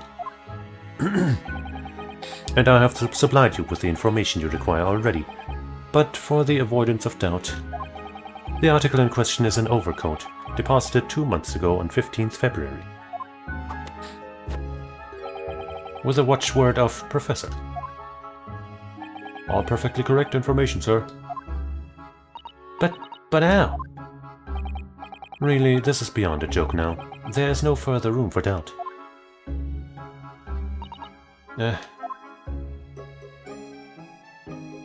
Gina, why were you given the coat if you didn't know the watchword, or if you did? Then what's, why are we acting like you didn't do it, basically? Anyway, hey Holmes. Oh wait, he's not there. Is your name Moriarty by any chance? Picture postcard gentleman. Excuse me, but who are you? One would expect the inquirer to introduce himself first. Though clearly you are not British, so perhaps our ways are foreign to you. Oh, sorry, yes, we're from the Empire of Japan, we're studying here. Oh yes, Japan. I've heard talk of the place. And its inhabitants live on some fiery brown-colored soup, dressed up with exotic spices. I mean, not entirely inaccurate, I suppose. You might be thinking of somewhere else. And what was that theatrical gesticulation about? I thought he was talking about curry. Perhaps, anyway, if you are a gentleman, sir, you offer your own name first, before inquiring after the name of another. Of course, yes. I'm Ryusuke Naruto. I'm a lawyer. Well, a student of law, really. My name is Satomi Kodama. I'm Mr. Naruto's assistant. I see. My name is Benedict. Yes, Eggert Benedict. Right. So it's not Moriarty. At least not for now. Eggert Benedict. Enchanté. He's so refined in how he holds himself and how he speaks, but that name is suspicious. Not that we haven't had other silly names, but I suppose this one stands out. Now to the matter at hand. My overcoat, return it at once, to someone with a style to carry it off. I don't know, you're already wearing your own coat? I don't think this thing suits you, actually. Not with that style. Every move he makes, every breath he takes, I can't stand watching him. You should be a songwriter. Wait! He got it! No! So, let that be the end, be an end to the matter. And thank you for your custom, Mr. Egbert Benedict, sir. Eggert, not Egbert. With such reasonable rates of interest, I may even decide to come back. This is why I hate grown-ups. Just because I'm a diver, everyone thinks me that makes me a liar. She doesn't seem to, she seems to be genuinely thinking that's not his, at least. And I believe her as far as that goes. Was it really hers before? I don't know. But I don't think it was his. And the contents of the coat pockets, if you please, broker. But of course, sir, here's the disc for you. Just this one? Pardon, sir? I was expecting another. That is, I deposited another. At the desk. Oh dear. I regret to inform you, sir, that what was deposited with me was merely the overcoat. The disc happened to be in one of the pockets, but I was completely unaware of it until now.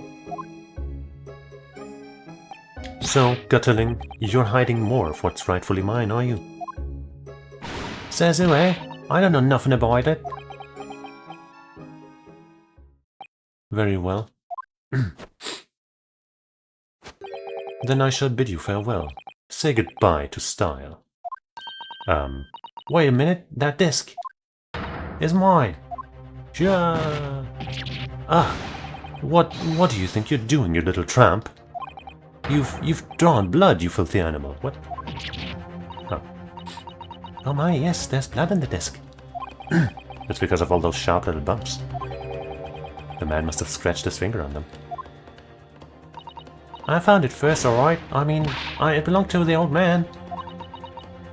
So you're not having it. Or you, take it. What? Me? If I hang on to it, they'll have it off me again, so you keep hold of it. I'm a pawnbroker now. Mr. Straight, why is this disc so important to her? Check it. No, which remains unidentified. Oh. To McGilded? Oh, there's a little scrap of paper stuck onto the reverse side of the disc. Look. So the thing was originally McGilded's, maybe? Or somebody, you know, acquainted with McGilded. And a scribbled word or two. It looks like somebody's name. For McGilded. McGilded? It couldn't be. But it is, Mr. Naruto. A name I shall never forget, as long as I live. But why? Why is his name on this?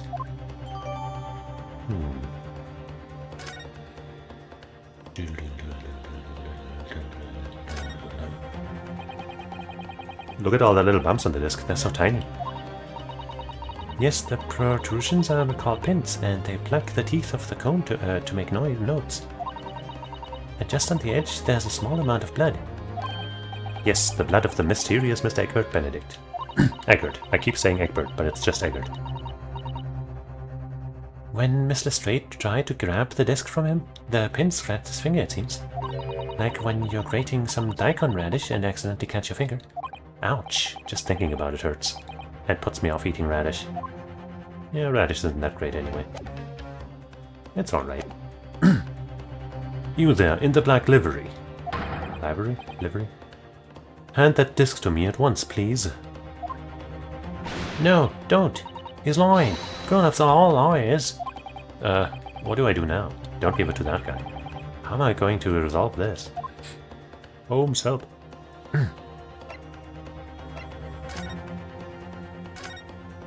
Holmes. But first. Wow, Mrs. Straight is really looking daggers at me, at that mysterious gentleman.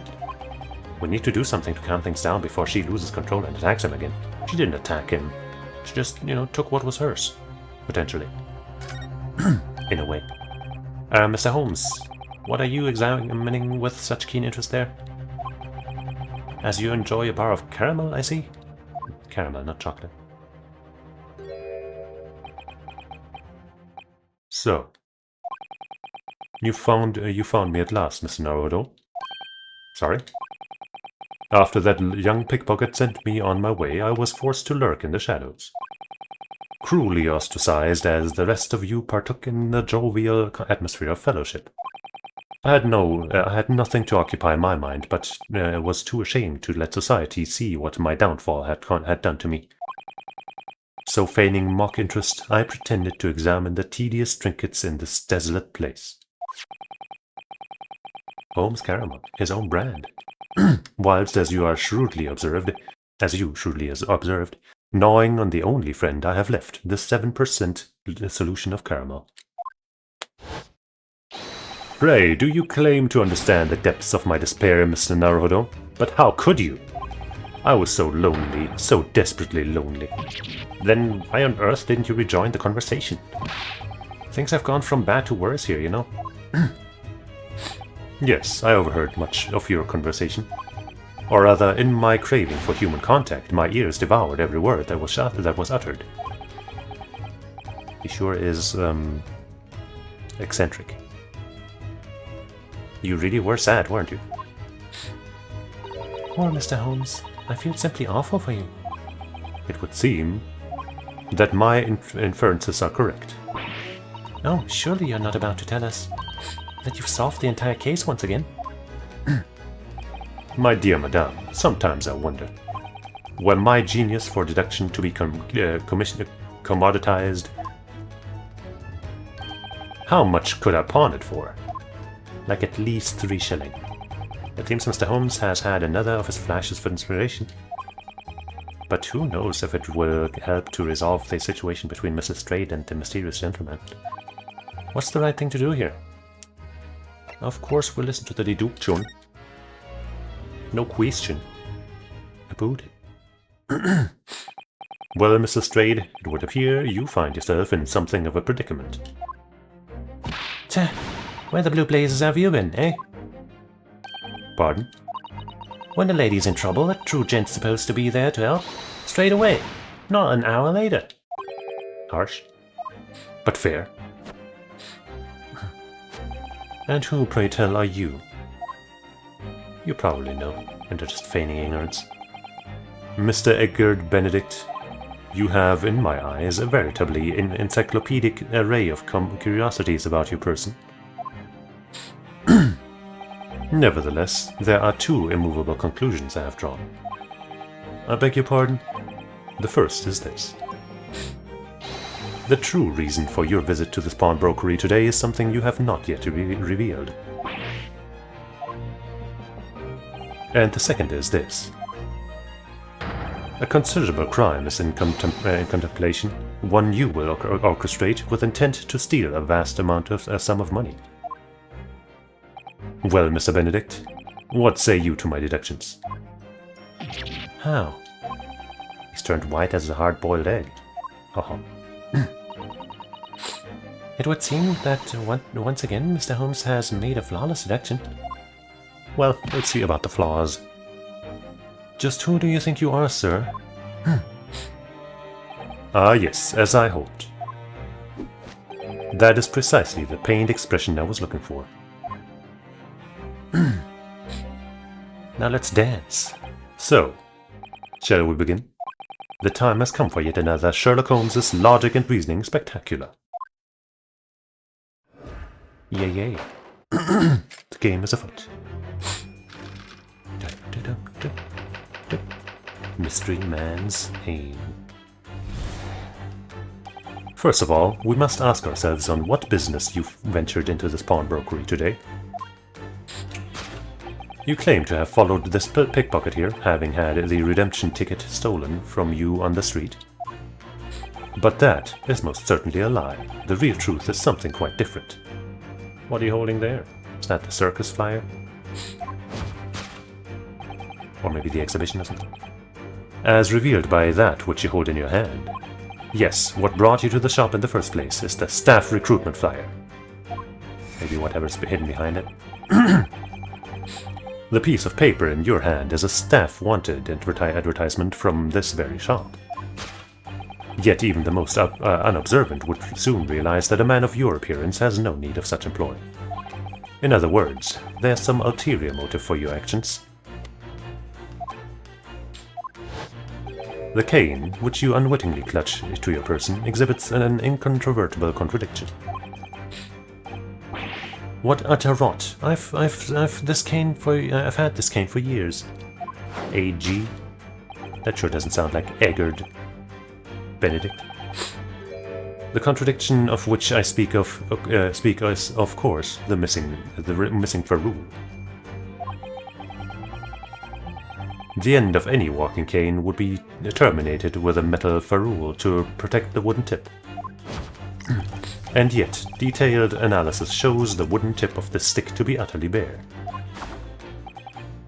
Therefore, there's only one conclusion. The rod that you hold in your hand, which appears to be a walking cane, is in fact no cane at all. Something just sounded like it ripped. You recoil, sir. There's something wrong. I... And in your recoiling, you inadvertently facilitate the answer of the next conundrum to present itself. Namely, what is the truth behind this rod you bear? Yes, your reaction betrays the truth. The handle, which you evidently would like to conceal, is the key to understanding this riddle you see. From the moment I saw it, my suspicions were aroused. What walking cane demands such a stout handle? Amused I. But of course, as I said, this is no walking cane. It's a little hammer. For, croquet or something. What, that little sport with a little hammer? You know the one. No, that rod.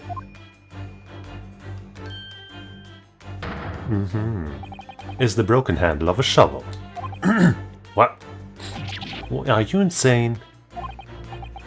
And now, having determined this undeniable truth, the conclusion is clear. Your true motive for coming here, I keep mixing up the voices just a little bit, was to take employment at this establishment in order to excavate the ground beneath the premises. Yeah.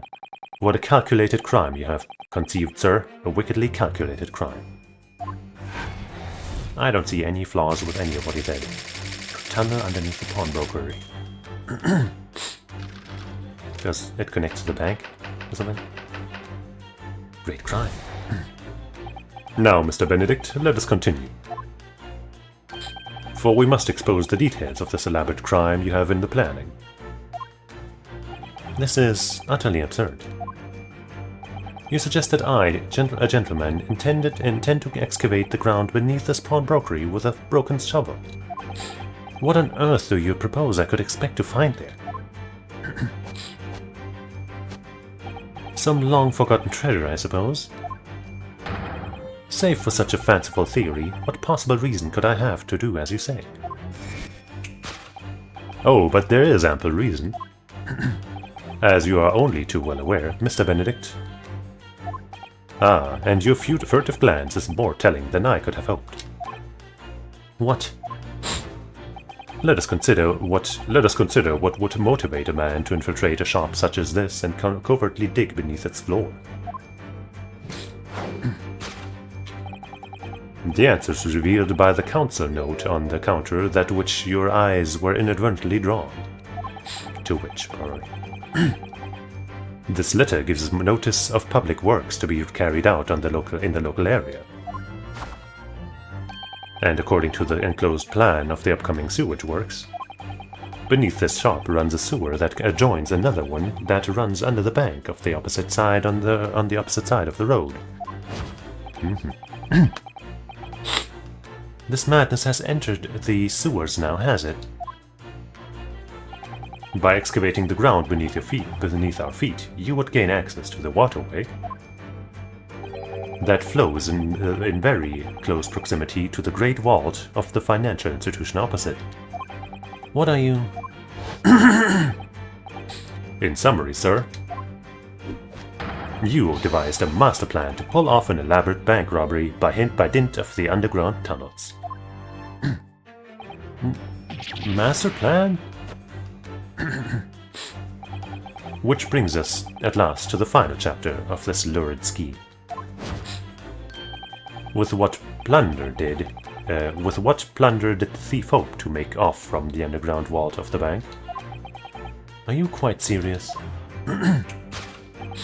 Having consulted with Scotland Yard some days ago, I happen to know the answer. But naturally, the answer is no secret to you, is it, Mr. Benedict? I have no idea what you're talking about. Allow me to present a rather interesting piece of evidence. You see, this picture postcard tells us all we need to know. A postcard of the Great Exhibition. I'm afraid you've quite lost me. Currently in the final stages of preparation, the Great Exhibition will soon be underway. And the government has provided extra funds to complete its centerpiece, the Crystal Tower. Funds that currently sit in the vault of the bank on the other side of this road. Pardon? Yes, the considerable crime you have been contemplating is the theft of that which sits in the vault of that bank, the special reserve funds for the great exhibition. Of course, that is top secret police information, so keep it under your hat, please. Yeah. Definitely don't share that with anyone.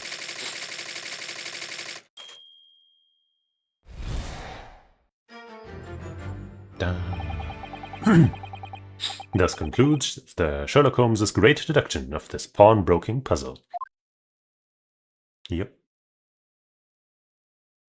I think we can just leave this one as is. No notes. Mr. Holmes? Well, Mr. Naruto, an impressively upbeat deduction, for a detective racked with loneliness, would you not agree? Was it true what you said about the bank over the road and what it has in its vault? Indeed, though few know of its existence, it is one of the government's most closely guarded secrets. Wait, Gregson told me, in the strictest confidence.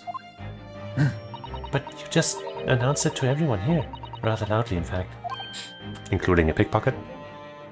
And somebody who's clearly a criminal in some way? Ah. And if it's such a big secret, how would Mr. Benedict have come to find out about it? There can be but one explanation for that. Clearly it is because the man is a criminal. Yeah. But what if he didn't know anything about the money in the vault? If he is a criminal, as you said, then buying a brand new shovel is sure to be the first thing he does now that you've revealed their secret. Oh. Or if he doesn't. Maybe Mr. Windybank will? He already has plenty of shovels here after all. On my life, I assure you I'm not so unscrupulous. Well, hopefully this has taught you a valuable lesson. Sensitive information must be handled with the utmost of care. Thanks for that very valuable lesson, Holmes. One can never be sure that someone privy to secrets won't disclose them, and once the word is out, it's out. Perhaps I'll think twice before confiding in you next time, Mr. Holmes. An excellent idea, Mr. Naruto. An excellent idea. Well then, Mr. Naruto, you know what to do, I'm sure. Yes, let's listen to that great deduction again, and see if we can massage it into shape. Very well then, let us start once more from the beginning. Of Sherlock Holmes' magnificent logic and reasoning spectacular. The dance of deduction.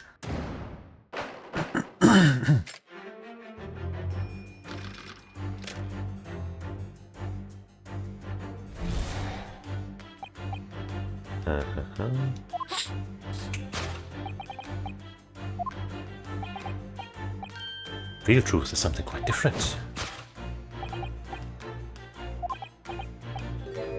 The flyer? Maybe not. So, by Mr. Holmes' reasoning, Mr. Benedict came here in order to apply for a job so he could dig down through the floor? Yes, in an attempt to tunnel into the sewers to gain access to the money in the vault of the bank across the road. But he wouldn't get very far with a broken shovel, would he? No, I think it's fair to say that his motives lie elsewhere. The question is where? What did bring Mr. Benedict here at this particular point in time? What could it be? Scribbled writing.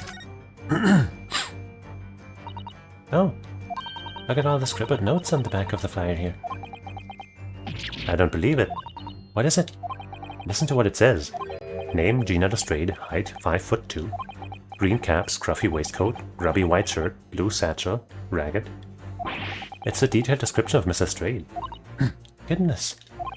There's even a sketch of her, hat and all. Yeah, it's kind of cute. Although if he showed it to her, she'd fire that smoke grenade launcher in his face for sure. And look, the details of the shop have been written down here too. Windybank's Pawnbrokery, Baker Street, redemption deadline 15th April. Which is today's date.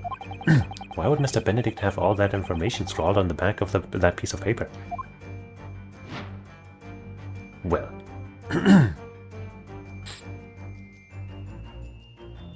Sure, let's just look at the cane too. That's a proper English gentleman's cane, isn't it? Look at that beautifully polished brass on the handle. Yes, but Mr. Holmes is right. It's not the sort of handle you usually see on the cane. Perhaps it's the latest London fashion. I mean, that's just guesswork, of course. Perhaps you could adopt a cane, Mr. Naruto. It might rather suit you. I have a feeling it might argue with a sword around my waist. Yeah. Presente.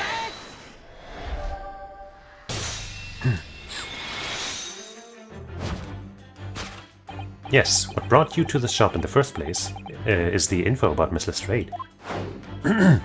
Quite so, my dear fellow. It would appear that the writing and sketch on the reverse of the flyer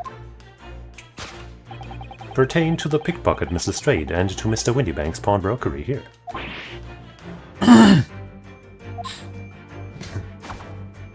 You originally told us that you had merely given chase after Miss Lestrade stole the redemption ticket from you. After she stole the ticket from you. But that, sir, is a thinly veiled lie. It is the information on the back of the flyer that led you here today, by which I mean here to Windybank's pawnbrokery, and today the redemption deadline of that overcoat. So you waited outside for the young girl matching the description you have written down to arrive. And you have gone to some lengths to hide the reason for your pursuit of Miss Lestrade. In other words, there's some ulterior motive for your actions. That the cane, which you unwittingly clutched to your person, exhibits an incontrovertible contradiction. Oh wait. He's had this cane for years, he says. The missing ferrule?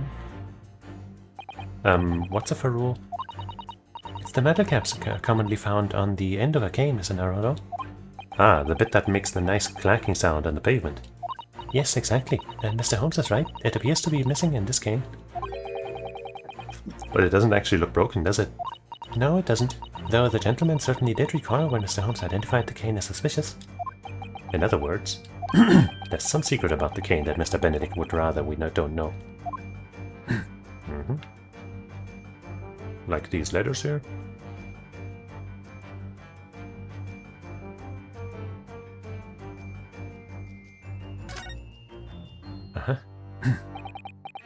Look here, Mr. Soto. There are some letters on the handle. Ah yes, those must be initials, I think.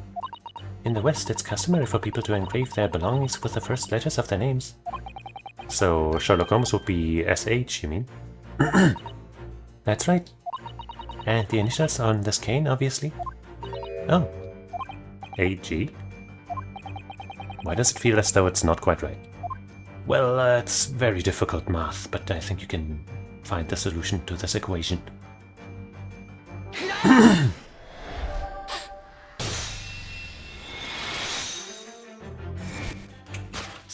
Smug. The contradiction of which I speak is, of course, the initialing. A most astute observation, wouldn't you say, Mr. Egbert Benedict? We are led to believe, sir, that your initials are EB. Yet, in a most possessive manner, you have in your grasp a cane bearing the initials AG. Which also doesn't fit Moriarty, by the way. An incontrovertible contradiction indeed, would you not agree? You're wrong. This cane isn't... You said before that you had that cane for years.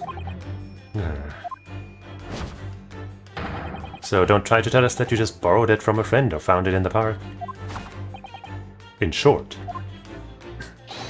though you hold yourself to be a gentleman, you have withheld your true name.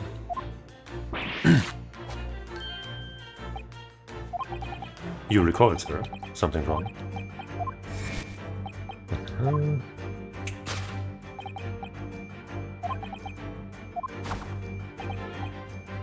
Your reaction betrays you. The handle? Let's consider the bare bones of what's happened here. Miss Lestrade redeemed that fine-looking overcoat, and now a mysterious man has appeared, introducing himself with a fake name. and claiming that the overcoat belongs to him. But we know that he actually identified Mr. Straight from a written description, which suggests that everything else he's told us is untrue. So what we need to do here is somehow prove that the overcoat cannot possibly belong to him. Maybe by the rip here, I mean, which I honestly wouldn't say it proves anything, but, you know, it shows that maybe it's not quite his size.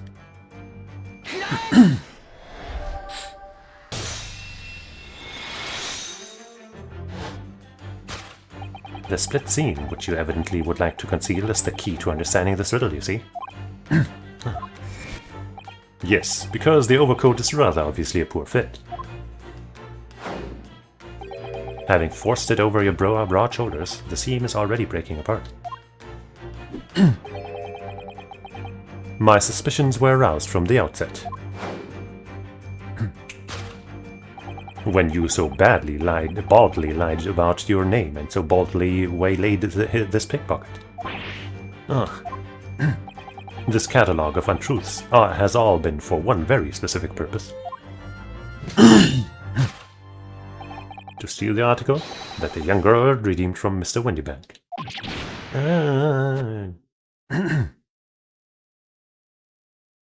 But what really irks me is this.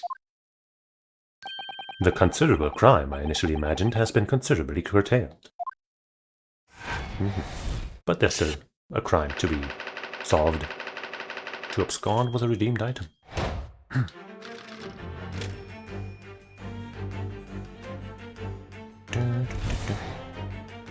Now, Mr. Benedict, let us continue. For we must expose the details of this elaborate crime you have in the planning.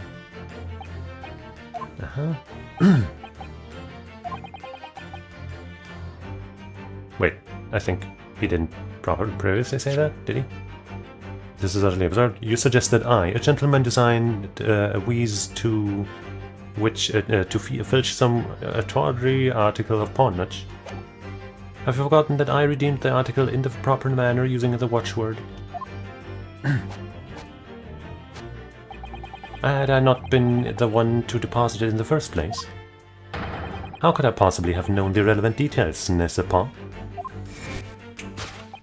Oh, but the watchword can be discovered. As you are only too well aware, Mr. Benedict. And your furtive glance is more telling than I could have hoped. What? This one's more edited because I guess, this scene's already more altered, I guess, than most of the time. Let us consider how one might come to learn a secret watchword relating to the pawned property of another. The method is revealed by the counsel note on the counter, to which your eyes were inadvertently drawn. The direction of the deduction must have changed rather dramatically now, I think. Yes, no more talk of tunneling into the sewers. Which is a pity, because it all sounded rather exciting. Anyway, you can't deny that this mysterious gentleman didn't know he wanted the watchword. Yes, Professor. If you didn't know that word, Mr. Windybank would never allow you to redeem the article. Or, looking at it another way, if you did know that word, Mr. Windybank would allow you to redeem the article whether it was yours or not. So the question is, could this gentleman have found the watchword out somehow? There's also this notelet. But first, we can't look at the cat. Or the dog. What is this game even good for? Even now we are denied the pleasure. Look at this, Mr. Thurtle. It appears to be a memo that Mr. Windybank has scribbled to himself. Let's see, what does it say? Oh, Professor. Does it just say Professor? Because if there's no context, then there would still be a lot of guessing. Mr. Windybank must make a note of the watchword his customers give him right before their eyes, and in alarmingly clear script as well. Oh dear, I don't know where to look. Who knows what other secrets I might see? Maybe there's just one watchword that he tells everyone, and not one that I thought, the person handing over the item was the one to think of the word, but maybe it's just that one for all of the items.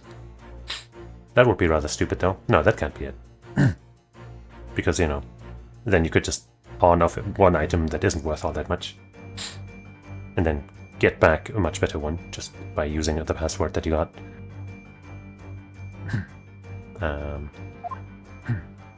But yeah, I suppose we found our item.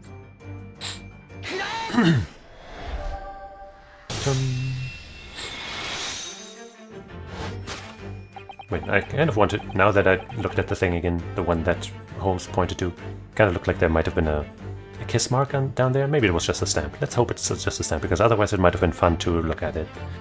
Oh well. The method is revealed by the notelet on the counter to which your eyes were inadvertently drawn. Yes, the broker here follows the same procedure whenever a customer comes to redeem an article. He asks the customer for the watchword and notes down the response uttered on a notelet he has on hand. Then he consults the ledger and confirms whether or not the watchword matches that of the article in question. So I guess Miss Lestrade did come in and did say the right word, and he wrote it down and then compared. Is that how it went? I would expect nothing less of a diligent pawnbroker. But his diligence clearly has its disadvantages. What are you talking about? It is increasingly apparent that you were present in this shop before your accusation against Miss Lestrade. In all likelihood, you followed her inside and then observed her talking to Mr. Windybank. When the diligent broker made a note of the watchword as is his common practice, you observed him writing the word professor on the notelet beside the ledger. So she did give the right word, and everyone's still acting like she wasn't the right owner? That is rather rude.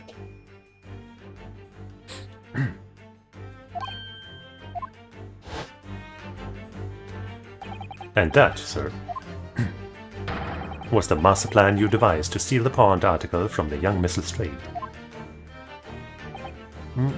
Master plan? Which brings us, at last, to the final chapter of this lurid scheme.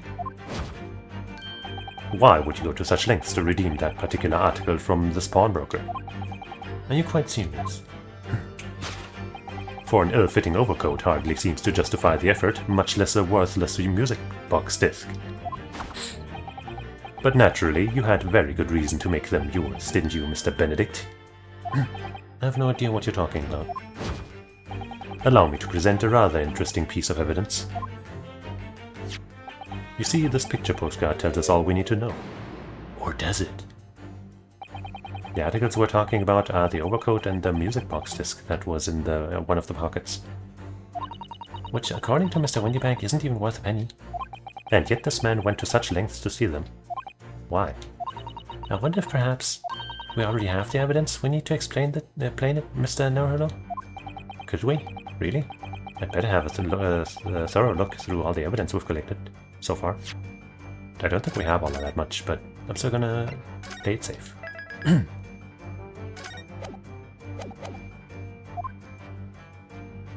Alright, because, I mean, I guess it is the disc, but just because, you know. Because of the name back there.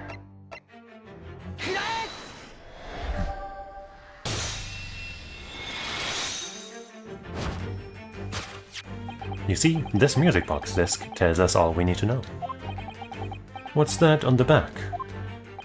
It reads, for McGilded. Ah. Mr. Magnus McGilded.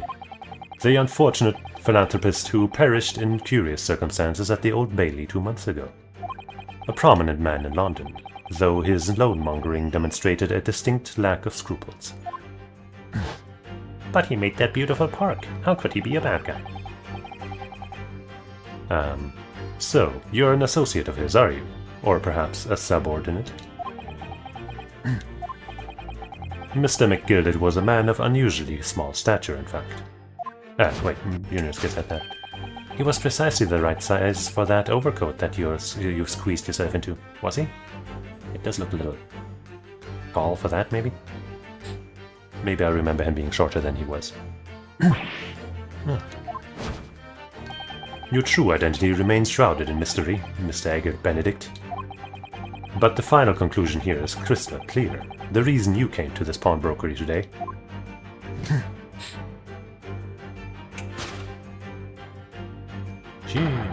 was to retrieve an article left behind by the late Magnus MacGilded.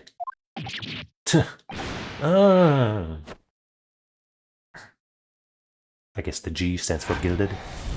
Asshole Gilded, that's his real name.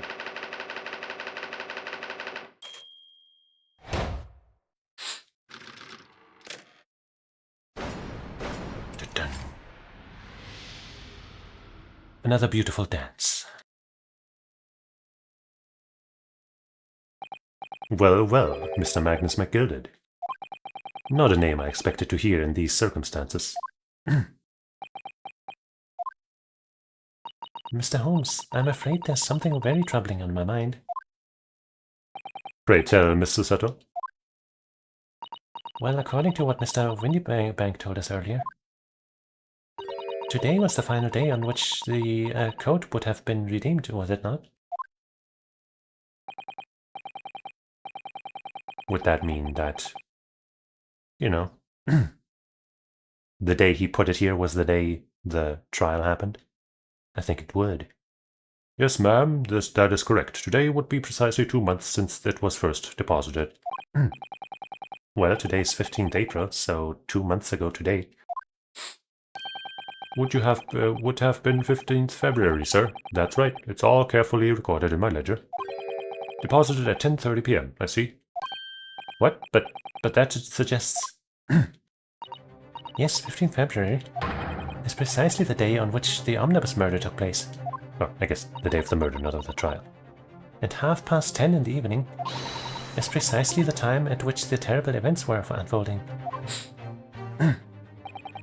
Suggestive is not the word. It would seem the matter is entirely beyond coincidence.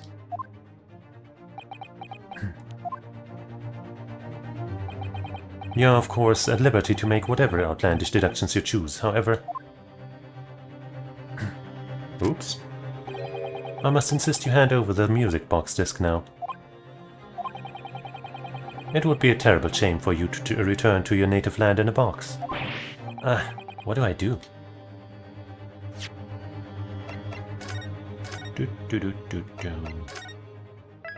I mean, the smart thing to do would be to give it to him. But, absolutely not.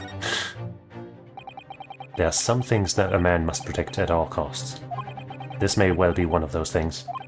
Then again, it may not. What was that? Mr. Windybank. Nice voice you got there. This is my shop. I can't allow any harm to come to my customers. If that were to happen, I should have to take my own life. Mr. Windybank, no. Alright, that's enough. Hey, the cops. Inspector Gregson. Inspector. That's right, Sunshine. The alarm was raised on one of our dedicated emergency lines. So we got here as fast as we could. Now, what's all this about, eh? Oh, praise be. You're here at last. Good work, Windy. I was moments away from... unless it wasn't you who did that. I was moments away from forfeiting my own life in my very own establishment. Put it down. It would seem you have the upper hand. You sure do. Right, you lot have some explaining to do. I don't appreciate being bothered with some petty argy-bargy. Petty? No, Mr. Windybank very nearly met with his end. By his own hand. Yeah, by his own gun, as far as I can tell. Oh dear. And the whole of Britain could meet with its end. If I don't get to the bottom of this case I'm supposed to be working on. What? What on earth is the case, Inspector? Spare no detail, Gregson. I might have said a little too much. No matter, it's nothing to do with you lot. Anyway, sir, you're gonna have to come with me down to the station. But of course, Inspector. Ah! He's getting away! Get off them, lads. Whistle the beat, Officer 2. Sir. Isn't that embarrassing? There's been a spate of thefts at pawn shops around here recently. So we fitted emergency buttons underneath the counters for brokers to let us know when there's trouble. Oh, Inspector, I was very worried there for a while. Very worried indeed. Now then, Mr. Permanently Ill Morning. Permanently Ill Morning. Oh, yes? I'll be taking that, whatever it is, of McGilded's down to the yard, thank you very much. So hand it over. Oh, yes, of course. No, don't give it to him. It's mine, that is. Mine.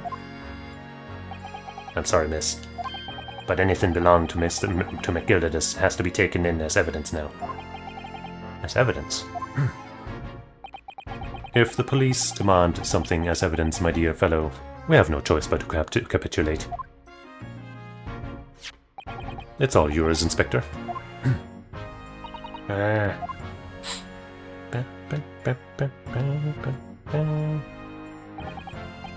And so we handed Mr. McGilded's disc over to Inspector Gregson, and were summarily turfed out of the shop and onto the street. Well,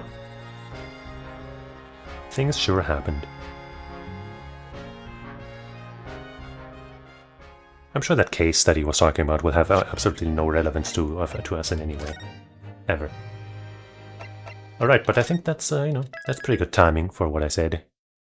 A little over 2 hours. I'm also very hungry. So we're gonna call it right here.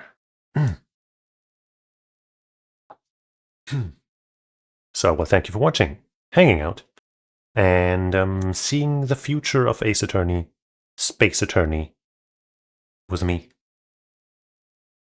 And doing some brokering. And I hope you'll join me again sometime. Probably on Tuesday the next time. Probably not tomorrow. Most certainly not on Monday. But, Tuesday probably. And we'll probably play this again. We have a case to finish after all. We don't even know what the case is, but we'll have to finish it. We might not finish it on Tuesday. I'm thinking this case is probably longer. But we'll work on it together. So yeah, join me then. It'll be fun for all of us. So, until we meet again, I say otsukare-sama. Bye-bye.